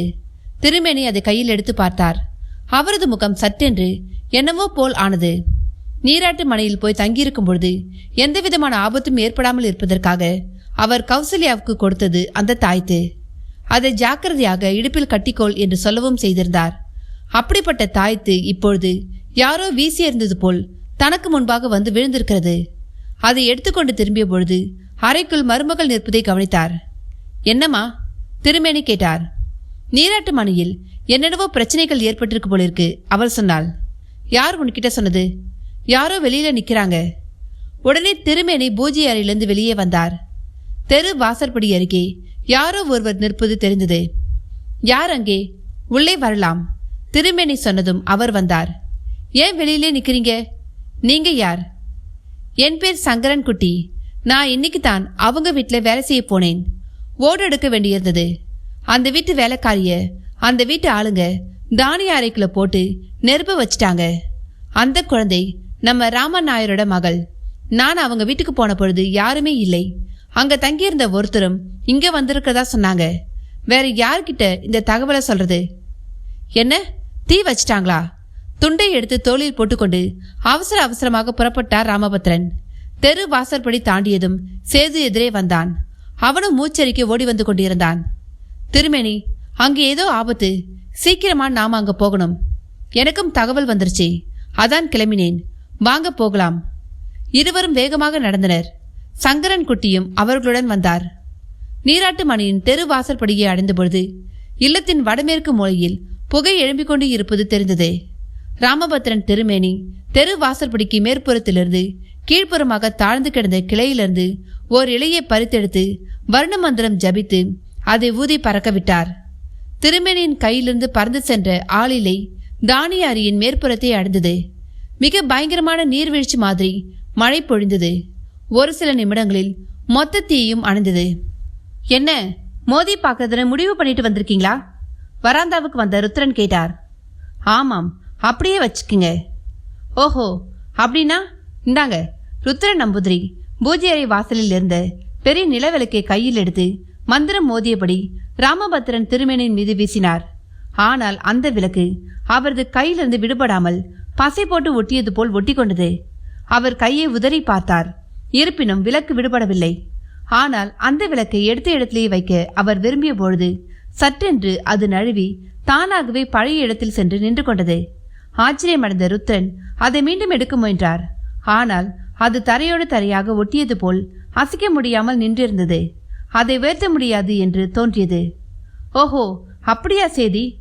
ருத்ரன் தனது கழுத்தில் கிடந்த ருத்ராட்சியை கழட்டி வாசிக்க மந்திரம் ஜபித்து ஆகாயத்தில் இருந்தார். ராமபத்ரன் திருமேனி தியானத்தில் ஆழ்ந்தார். தியானம் முடிந்ததும் திருமேனியின் கையிலிருந்து பறந்து உயர்ந்தது போல் அற்புதகரமான பறவை ஒன்று ருத்ரன் அனுப்பிய சர்பத்தை கொத்திக் கொண்டு மறைந்து போனது. சட்டென்று ஸ்தம்பன மந்திரம் ஜபித்து ராமபத்ரன் திருமேனியின் நேராக அனுப்பினார் ருத்ரன். ஆனால் அவரோ அதை மிகவும் சாதாரணமாக நேரிட்டு மிக சுலபமாக வெற்றி கொண்டார். அதன் பிறகு மணிக்கணக்கில் அவர்கள் பரஸ்பர மந்திர யுத்தம் நடத்தினர். சூரியன் மறைந்த பிறகும் அவர்களது போட்டி முடிவடையவில்லை. அமாவாசையாக இருந்ததால் சுற்றுப்புறத்தை இருள் முழுவதுமாக கவிந்து கொண்டிருந்தது. மாந்திரிகர்களை பொறுத்தவரை அது நல்ல ஒரு சந்தர்ப்பமாகவும் அமைந்தது. குறிப்பாக அன்று வெள்ளிக்கிழமையும் கூட. சர்வபூத பிரேதாதிகளும் வெளியே வந்து உலவும் நாள் என்று பழங்காலத்திலிருந்தே முன்னோர்கள் சொல்லி வந்த நாள். ருத்ரன் சட்டென்று தன்னுடைய உக்கிரமான மாந்திரிக சக்தியால் ஒரு பிசாசு உருவத்தை படைத்தார். அந்த உருவம் கண் மையை விட கரியதாக இருந்தது. கழுத்திலும் இடுப்பிலும் எலும்பாலான ஆபரணங்களை அணிந்திருந்தது. கண்களும் வெளிப்புறம் நீண்ட பற்களும் வெளுத்திருந்தன. பட்டையான நீண்ட வாள் ஒன்றை கையில் பிடித்தபடி அந்த உருவம் ராமபத்ரன் திருமேனியை நோக்கி பாய்ந்து வந்தது. ஆனால் அவரும் விட்டு தரவில்லை. அதை காட்டிலும் மிக மோசமான பிசாசு உருவம் ஒன்றை படைத்து ராமபத்ரன் திருமேனியும் அதனுடன் மோதவிட்டார். அந்த இரண்டு உருவங்களும் ஒன்றுடன் ஒன்று கடுமையாக மோதிக்கொண்டன. கடைசியில் ராமபத்ரன் திருமேனி அனுப்பிய உருவம் மட்டும் திரும்பி வந்தது. அதை பார்த்ததும் ருத்ரனுக்கு ஒரே சந்தேகமாகி போனது. உடனே பூஜை அறையின் கதவை திறந்து விடுமாறு நாராயணன் பட்டத்திரியிடம் சொன்னார். அவன் கதவை திறந்தான். எல்லா விதமான பூட்டுக்கள் மற்றும் தாழ்பால்களையும் திறந்த பிறகும் அதற்குள் கூறு இருட்டு மட்டும் தான் இருந்தது. வெளியே எரிந்து கொண்டிருந்த கோல் விளக்கை உட்புறமாக நீட்டினார். வலம்புரி சங்கை காணவில்லை. திருமேனி, வலம்புரி சங்கை காணவில்லை. நாராயணன் பட்டத்திரி உரத்த குரலில் கத்தினார். அதே நேரம் முற்றத்தின் வடக்கு பகுதியில் ஒரு பிரகாசம் தெரிந்தது. இரண்டு கைகளுக்குள் வலம்புரி சங்கை எடுத்துக்கொண்டு கௌசல்யா நடந்து வருவதை பார்த்தனர். அவளுக்கு பின்னால் மற்றொரு பெண் உருவமும் இருந்தது. அது சித்ராங்கி. கௌசல்யாவின் கையில் இருந்த வலம்புரி சங்கு அப்பொழுதும் பிரகாசித்துக் கொண்டிருந்தது. பட்டத்திரி, ஓடிப்போய் அதை பிடிங்கிட்டு வாங்க, ருத்ரன் கத்தினான். நாராயணன் பட்டத்திரி அந்த பக்கமாக ஓடினான். ஆனால் அவனால் அந்த வலம்புரி சங்கை நெருங்க முடியவில்லை. வலம்புரி சங்கிலிருந்து புறப்பட்ட ஜுவாலை அவனது உடம்பிலிருந்த ரோமங்களை எரித்து கருக்கியது. தோல் பகுதியும் வெந்தன. திரும்பிய பொழுது அவரது பார்வையும் இழந்துவிட்டதாக தோன்றியது. உடனே ருத்ரன் கௌசல்யாவின் அருகே சென்றார். மறுபடியும் சங்கிலிருந்து புறப்பட்ட அக்னி ஜுவாலைகள் அவரது முடி மற்றும் தோல் பகுதிகளை எரித்து கருக்கிவிட்டன. கௌசல்யா அந்த வலம்புரி சங்கை சேதுவின் கையில் கொண்டு போய் கொடுத்தாள். அவன் 2 கைகளையும் நீட்டி அதை பெற்றுக்கொண்டான். எங்களை ஒன்றும் பண்ணாதீங்க, நாங்க இப்படியே உயிர் பழிச்சு ஓடிடுறோம். நாராயணன் பட்டத்திரி இறைஞ்சும் குரலில் பேசினான். வேண்டாம், நீங்க எங்கேயும் போக வேண்டாம். நீங்க என் கூட பிறந்தவர். நீராட்டு மனையின் சொத்தில் உங்களுக்கும் பாதி பங்கு உண்டு. சேது அவனை தடுத்து நிறுத்தியபடி சொன்னான். வேண்டாம், என்னை தடுக்காத. மேற்கொண்டும் நான் இங்கே இருந்தால் எரிஞ்சு சாம்பலாகி விடுவேன். அவன் திரும்பி நடக்க தொடங்கினான்.